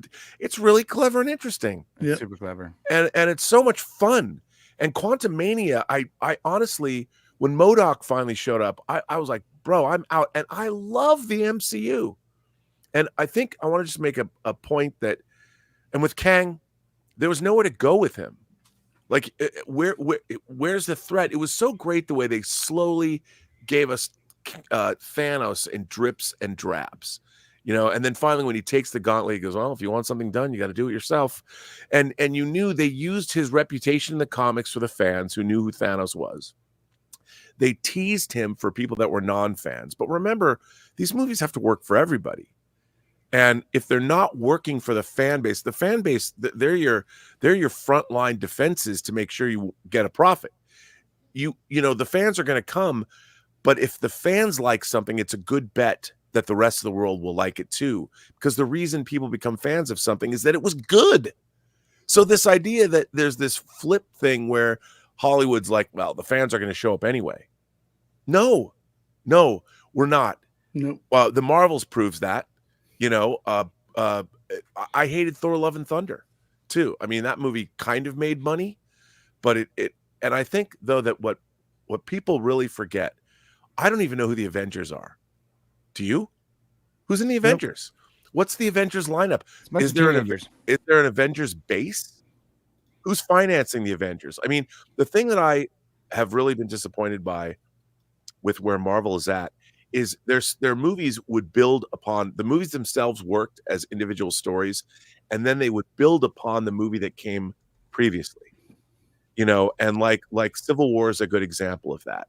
It took things that we dealt with in Avengers: Age of Ultron and Winter Soldier, and then gave us Civil War. And then the Avengers movies after Civil War were dealing with the fallout of those previous movies. So it was all working together. And I think Avengers, Infinity War, and Endgame put together as a 5-hour movie is wildly entertaining. Even if you have problems with plot holes or Professor Hulk or whatever, still it's a marvel of fantasy filmmaking. Those two movies are so satisfying and fun to watch. Mm-hmm. And that was the pinnacle. And what I don't understand is the movies that come after that, I don't even remember, like, what are they doing? Like, what's happening there? And to watch the death of what they had going on I'm baffled by that. And it's because they went to poor Kevin Feige and like, you've got to make 9 shows and 5 movies and all this. So the careful structure that they had built, they just figured in Wall Street fashion that, hey, we'll just make more of this good thing. And they never stop and think about, wait a minute, people aren't going to watch just because it's Marvel. They watch Marvel because Marvel turned out to be so satisfying to them. And then they looked at Marvel as a brand. But like Star Wars didn't come out of the gate as Star Wars. You had to earn your audience. Right. And Wall Street thinking and corporate thinking does not delineate between the product and the quality of the product. It's like, we have Marvel as a brand to sell. Why isn't it selling? And look, at the end, you've got great movies that you're making that happen to be Marvel movies. And when you repeat that success, suddenly Marvel becomes the brand that becomes valuable. But at first it was Iron Man from Marvel Studios. Then it was Thor. Then it was Captain America, the first Avenger. And when you get in and you suddenly have, by the time you get to the Avengers in 2012, then it's Marvel movies because you have a track record. And that doesn't mean you should never stop thinking about each individual movie as having to be good. You have to make it good. And you're one bad movie away from destroying your brand. Marvel, as Odin was pointing out, and Star Wars, those brands are no longer profitable. Mm-hmm. They're not making money. And it's amazing to sit and watch this corporate thinking. These people killed their own product. You know, you had a team of people they knew what they were doing. And then suddenly you're like, well, we have Disney Plus, go make 5 more shows for Marvel. Right. As if you can just you can just do that. Mm-hmm. Can't. And with Kang, you know, they had all these plans for Kang, which I think were botched from the get-go. You know, what they should have done with Kang is, I think that the very first movie, if you want to set Kang up, make a Kang movie and make it like Iron Man 1. Tell us the story of this guy that becomes Kang. And then you do the exact reverse of what they did with the beginning of the Marvel Cinematic Universe. Instead of where you found the movie with your hero, in phase 2, or phase 4, have the first movie about your villain. Yeah. And make the first, and flip it on just flip the whole thing. And then you start with Kang and you show his journey and make it, but I mean, that's just me. That's what I would have done. But I think that's a great idea. they didn't do that. So Yeah. Who is Kang? Why do we have to care? Why is he scary? What's his powers? What does he want? We don't know who Kang is. Also, you know, after he was set up in Loki, I was expecting, so with Ant-Man and him being the main villain in Ant-Man, I was expecting Kang to win. Like, can you imagine if at the end of Ant-Man Quantumania, Wasp dies. She's killed by Kang. The daughter dies. The whole family dies, and Scott's beaten. And Kang just says, go back to your realm and tell them I'm coming. And then he like kicks him through like the portal, and a broken and defeated Ant-Man is returned to his Brilliant. You're exactly. I mean, how is it on this show we can come up with ideas that are the most obvious things that are immediately we go, well, that was cool. Yeah, because like that would have established Kang as a real threat, and then the next movie could have been the Kang movie, where basically, because the first Infinity War movie was a Thanos film, basically. So have the next movie after he defeats Ant-Man be Kang come in and defeat all the other heroes that he goes up against, and he establishes like a beachhead in our reality in like Manhattan or like whatever the case may be. And now like he's a real threat to our world, and then the other movies can be about the heroes come together to try to defeat him. So like, I mean, that's a perfect setup for an entirely new phase of the Marvel universe, and it just seems like they have no idea what they're doing. Well, I agree. And you think about it, like the Captain America the Winter Soldier is based on Ed Brubaker's great run in the Captain America comics, and it's not exactly an adaptation of his storyline, but it's pretty close. And he created the idea of Bucky being the Winter Soldier and all that, and they did a pretty good job. But then why is Marvel not looking to their great comic runs and leaning more into those? When I saw She-Hulk, I'm like, did you guys read Byrne's run on She-Hulk that initially inspired this? Because I hated that show. I like Tatiana Maslany as She-Hulk, but that show is all over the place. I'm like, what is this about? And the funny thing is you look at Disney, their 100th anniversary came and went. Mm-hmm. There's no 4K of 20,000 Leagues Under the Sea. There's no 4K of Mary Poppins. It's like 20,000 Leagues Under. We got Wish though. I mean, oh my God. 20,000 Leagues Under the Sea is one of the great fantasy films of the mid 20th century. And and Mary Poppins along with that, Walt's crowning achievements in live action. And there was no celebration of that in their 100th anniversary. I mean, do they even know what company they are? And I think, no, they don't. I don't think they do anymore. No. Yeah, and I want to throw this to Matt Vader. Oh. So, like, we talked about how, like, you checked out on Star Wars because they so mismanaged it. I don't feel like there's been any kind of big schism in the Marvel fan base. I feel like people are just, like, on a whole disappointed with what they've gotten ever since Endgame. And do you think that people are starting to, it's not that they hate Marvel, it's even worse. It's that they're apathetic at this point. Yeah. Marvel's just 100%. failed so many times that basically their fan base is drying up. You described me perfectly. I checked out of Star Wars. I don't really care what's going on in the Marvel universe either. These are characters that I'm not interested in.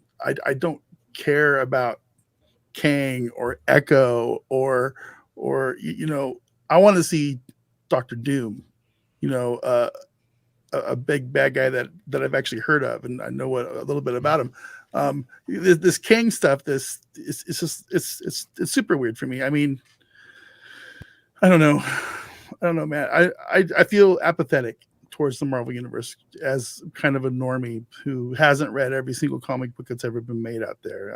It seems like they just threw a whole bunch of really mediocre crap at us and expected us to just absorb it. Wait till you see the next Dr. Doom. It's a paraplegic, gender bent. Oh God, I don't know. It just, I don't see good things coming toward us because the final, man, I cannot talk today. The Fantastic Four casting news that immediately kind of just turned me off of that film. And it's just mediocre after mediocre, and I'm just kind of over it. So let me throw this out to the panel. So basically, when we heard that Victoria Alonso had gotten fired from Marvel, there was some hope there that maybe we could get back to what made the Marvel formula work for so long. But it seems like Kevin Feige is basically doing exactly what Kathleen Kennedy's doing that has been proven to destroy your franchise.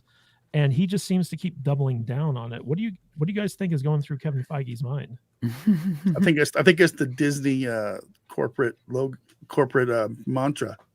Just double down. I think they just clone these people and they're in stasis somewhere. Yeah. It's just an AI that's running everything. Look, I have faith in Kevin Feige as a creator, and there are things that I've heard from, again, I hate saying I've heard things from people, but when I say I've heard things from people, I'm talking about people that are high-ranking industry professionals. And I have faith in what Kevin Feige is very, very aware of the problems. And he's a guy, I mean, he came out of Richard Donner's camp, and he's a huge Star Trek fanatic. So for that alone, I like him, and he knows his Trek. I think Kevin Feige, what can I say about this? I think they have a new direction that is quite interesting. And it's something that will be revealed slowly, that they know they have to course correct. It's a major course correction. And if they're able to do it, they're going to make everybody interested in the universe again. Because as I've always said, every franchise is one great film away from being revitalized. Yep. We saw that with Creed. You know, there's now 3 Creed movies. There's going to be a 4th. I never would have thought that. You know, and I think that anybody, look at Top Gun Maverick. I mean, and they're not going to make a 3rd one, but one movie grossed. I never would have thought that would have happened. One great movie, one crowd-pleasing movie. Every franchise is one step away from that. And it requires great characters and great storytelling, and most of all, great writing. And people have to know how to do that. And there's one more point I want to make about all this. These stories, whether they're superhero stories or whether it's Joseph Campbell's The Hero's Journey, the very concept of these stories come from human history. You go back to Beowulf or Gilgamesh or the Ring of the Nibelung, Wagner's, the Norse, all the real Norse mythology, Egyptian mythology. All of these stories came out of a time when our civilization, men were the ones going off to war, women had to stay home and create the human race, bear children. And our roles, the roles of humanity, were pretty much set in stone, because 10% of human babies that were born were the only 10% of them lived. So a lot of our storytelling, that all of these things that we love are based in antiquity, even Bible stories. You know, you got to know your Bible if you want to tell a great tale, or even the Quran, because there's so many stories that were patterned that way. Well, nowadays, modern ideology is trying to flip that script and change things around, which is fundamentally chipping away at the underpinnings of the great hero's journey stories, because they all came from a time when human civilization was different. Now, human civilization is evolving. And when you're going to write great superhero stories, like, I really like The Boys. You know, The Boys is definitely a product of today. Yeah. And a product of our civilization today. And I think that they're leaning into that, and it's very interesting. And I thought Gen V was a terrific spinoff. And I'm just wondering if we're at a time when the people that are trying to run and write these tales, this activist storytelling, they're subverting the very nature of where these stories came from, and they don't work unless you're drawing back into the origins of these tales. And I'm not saying that women can't be the heroes of these stories. They certainly can, but you have to remember where the ideas of these stories originated. Lucas came up with the Jedi are from Kurosawa, samurai. And if you're not going to go back and understand what the world was like in feudal Japan and what the roles were and how that all worked, you're never gonna be able to make a great Star Wars story. And if you're not, I mean, Lucas was not looking to Star Wars when he made Star Wars, because it didn't exist. He was looking to Kurosawa. He was looking to antiquity. He was looking to feudal Japan. And now we have these storytellers that just want to be activists. And I feel this way and I want to make things this way, so I'm going to inject this into Star Wars. That doesn't work, because Star Wars it originated hundreds of years ago. And if you're not going to learn about feudal Japan and how that society worked, you're not really going to understand the Jedi. And no one's doing that anymore. and no one's understanding. I'm not saying you can't change the stories and upgrade them, but what you're doing is you're chipping away at the foundational elements of these stories because you want to make them about something else. And that's why the stories are failing, because they forget, where did these great heroic stories come from? Not from today, not from activists, not from people who want to live their own truths, because there's only a truth. There's only the truth, not your truth. Yeah, Robert, that's the biggest problem with Hollywood, is that people don't actually get trained in their craft before they go in there and start working in Hollywood, because it's all about relationships and nepotism and about who you know, as opposed to like what you're able to do. It's a real shame. But real quick, I want to bounce off that real quick though, because it's the story part of it is absolutely like what we see the problem with, and I think you made a great point, Robert, about the about kind of like this almost stock market mindset, this Wall Street mindset, because I just did some number crunching while that was going on, and in the last 2 years, Marvel has had 6 movies. Like from last year, 2022, 2023, there were 6 Marvel films that came out.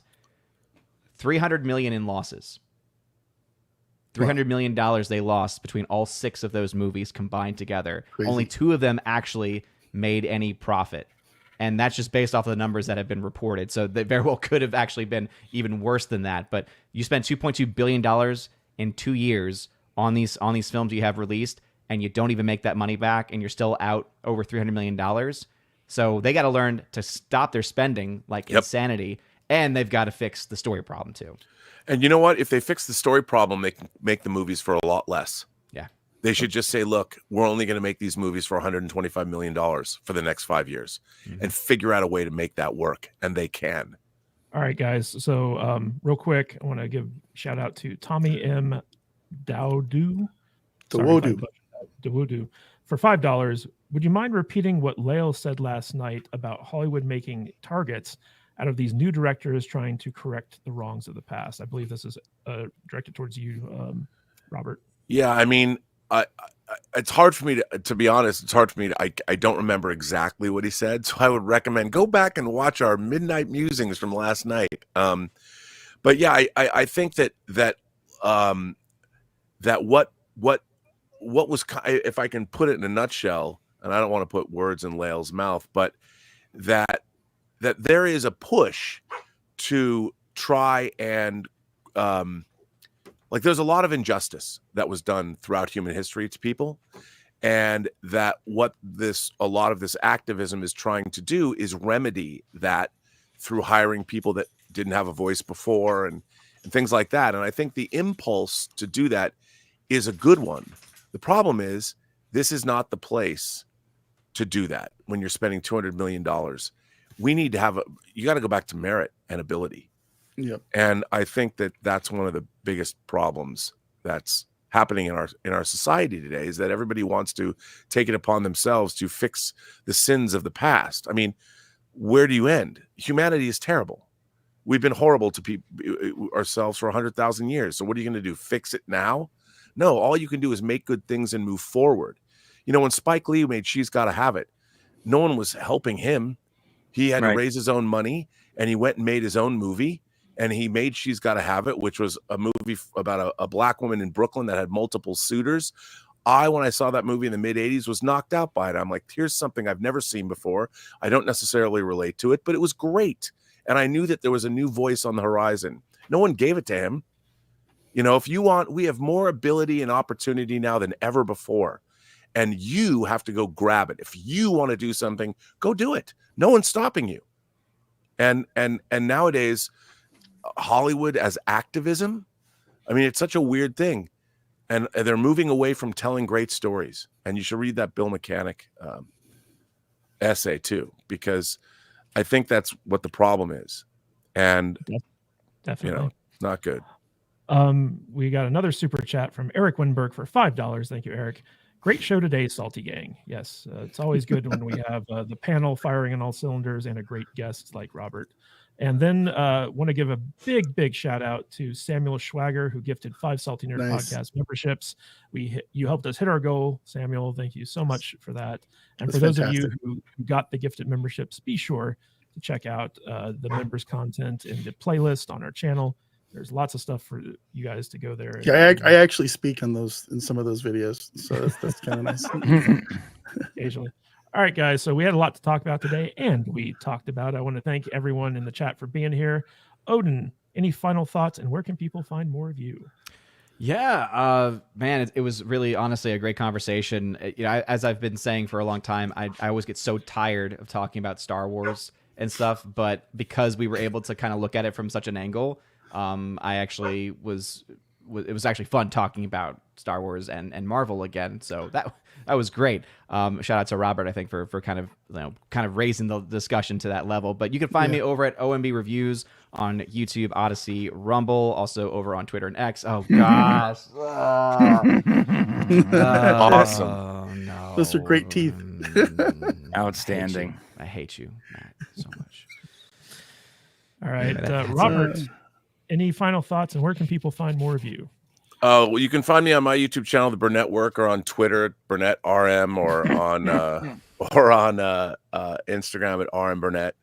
But yeah, I'm always trying to. I mean, I think for 2024, what I'd like to do on YouTube is more critical analysis with less acrimony. I like what Odin does here. Bring the numbers and talk about things with real facts and figures, and less hyperbole. And I think that we're moving. We're in an election year. It's going to be a crazy 12 months, and the more we can bring the reality of things into place, and as I've said, the greatest currency of the 21st century is authenticity. The better off we're going to be, and I want to try and do that with our YouTube content. Great stuff. All right, Brian from the Popcast, any final thoughts, and where can people find more of you? You can find me in the club, bottle full of bub. Girl, I got what you need if you're into bear cubs. Oh my God! Listen, we are on our new channel. I changed the name of our channel to Pop Culture Unleashed, so that there'd be a divide between our main channel and our live channel. But you can still find it at Popcast, the Popcast Live, and of course on our main channel at the Popcast, which we have a really good documentary coming out. Next Sunday, and it's going to be a very difficult thing to edit next week, and I think you guys are going to like it. But Shane told me I can't tell you what it is, so okay, my bad. Fine. Other than that, no final thoughts. I am looking forward to Deadpool. I believe Rob has some information that I also have, and I think there's something we can do. I think that there's a chance this might be a good movie year. Last year wasn't great, but I think this year might be a good movie year, and I'm tired of complaining about things. I know that sounds crazy, all are, because that's what it seems to be like. That's what we do, right? We just complain about. I want to watch movies I like. Yes, I want to talk. I want to watch movies I like. I want to talk about movies I like. I want to discuss things. I want to discuss options. I want hope and inspiration. And that might not get as many views, and I don't really give a shit. I just want to enjoy good movies. Yeah. Me too. And I think this year might have that. There might be a chance that happens. So I'm looking forward to it, man. Good stuff. All right, Matt Vader 74. Any final thoughts, and what do we got going on this week? Oh man, final thoughts. I felt like we got sent to nerd church today, and I just sat in the pew and was a quiet, good little boy. That's what I felt like. So yeah, it was good. That picture is amazing. If you guys would like a print of that, I'm gonna copy this thing and I'll sell prints out for like $20. Oh, I'm putting it on a t-shirt now. And I'll even sign them for you. Okay, just send me a self-addressed stamped envelope, and I'll hook you up. So yeah, I don't know what we got going on this week. We're back in the studio finally this week, and we haven't done that for a little bit, and we're resetting for 2024. It's going to be a lot of work and a lot of fun, but I'm looking forward to the next year. We just had a really good meeting a couple of days ago with the crew, and we got some ideas, and Matt's brains over there going crazy. So 2024 is going to be fun. And the first thing we're talking about is Ringo Starr in a caveman movie, and it's going to be freaking awesome. Yeah, guys. So just to update you, this coming Tuesday, it's going to be Matt Vader's birthday stream. You got to pick the movie that we're going to be talking about, but we're actually going to be experimenting with a different format on Tuesday in terms of like how we do the Tuesday live stream. And we would love for you guys to come check it out and give us feedback on what you liked about it, what you didn't like about it, because we're really trying to figure out going forward a new kind of like content strategy for 2024. But we're going to be definitely talking about the Ringo Starr caveman movie. We're going to be talking about why modern Hollywood doesn't do caveman movies anymore. And we've also got a really interesting story about the man who single-handedly ruined video game adaptations for close to 2 decades. So that's going to be one of our primary blocks in the live stream on Tuesday. But yeah, be sure to check it out. Just go to saltynerdlive.com. You can find it. You can find all of our upcoming live streams and previous live streams by typing in that URL. And real quick, I want to give a big shout out to everyone who supported the show today. We really appreciate you guys, especially first show of the new year.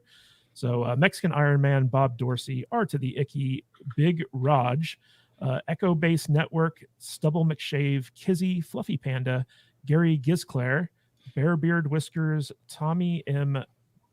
Dowodu. Sorry. The Wodu.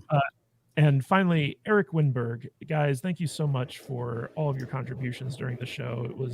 It's all greatly appreciated. And the goal this year is to get either Alex or Vader to quit their day jobs and work on the channel full time. That would be fantastic. And you guys are all helping to achieve that. So anyway, guys, thank you all for being here today. And tune in next week, same salty time, same salty channel. And until then, stay salty, my friends.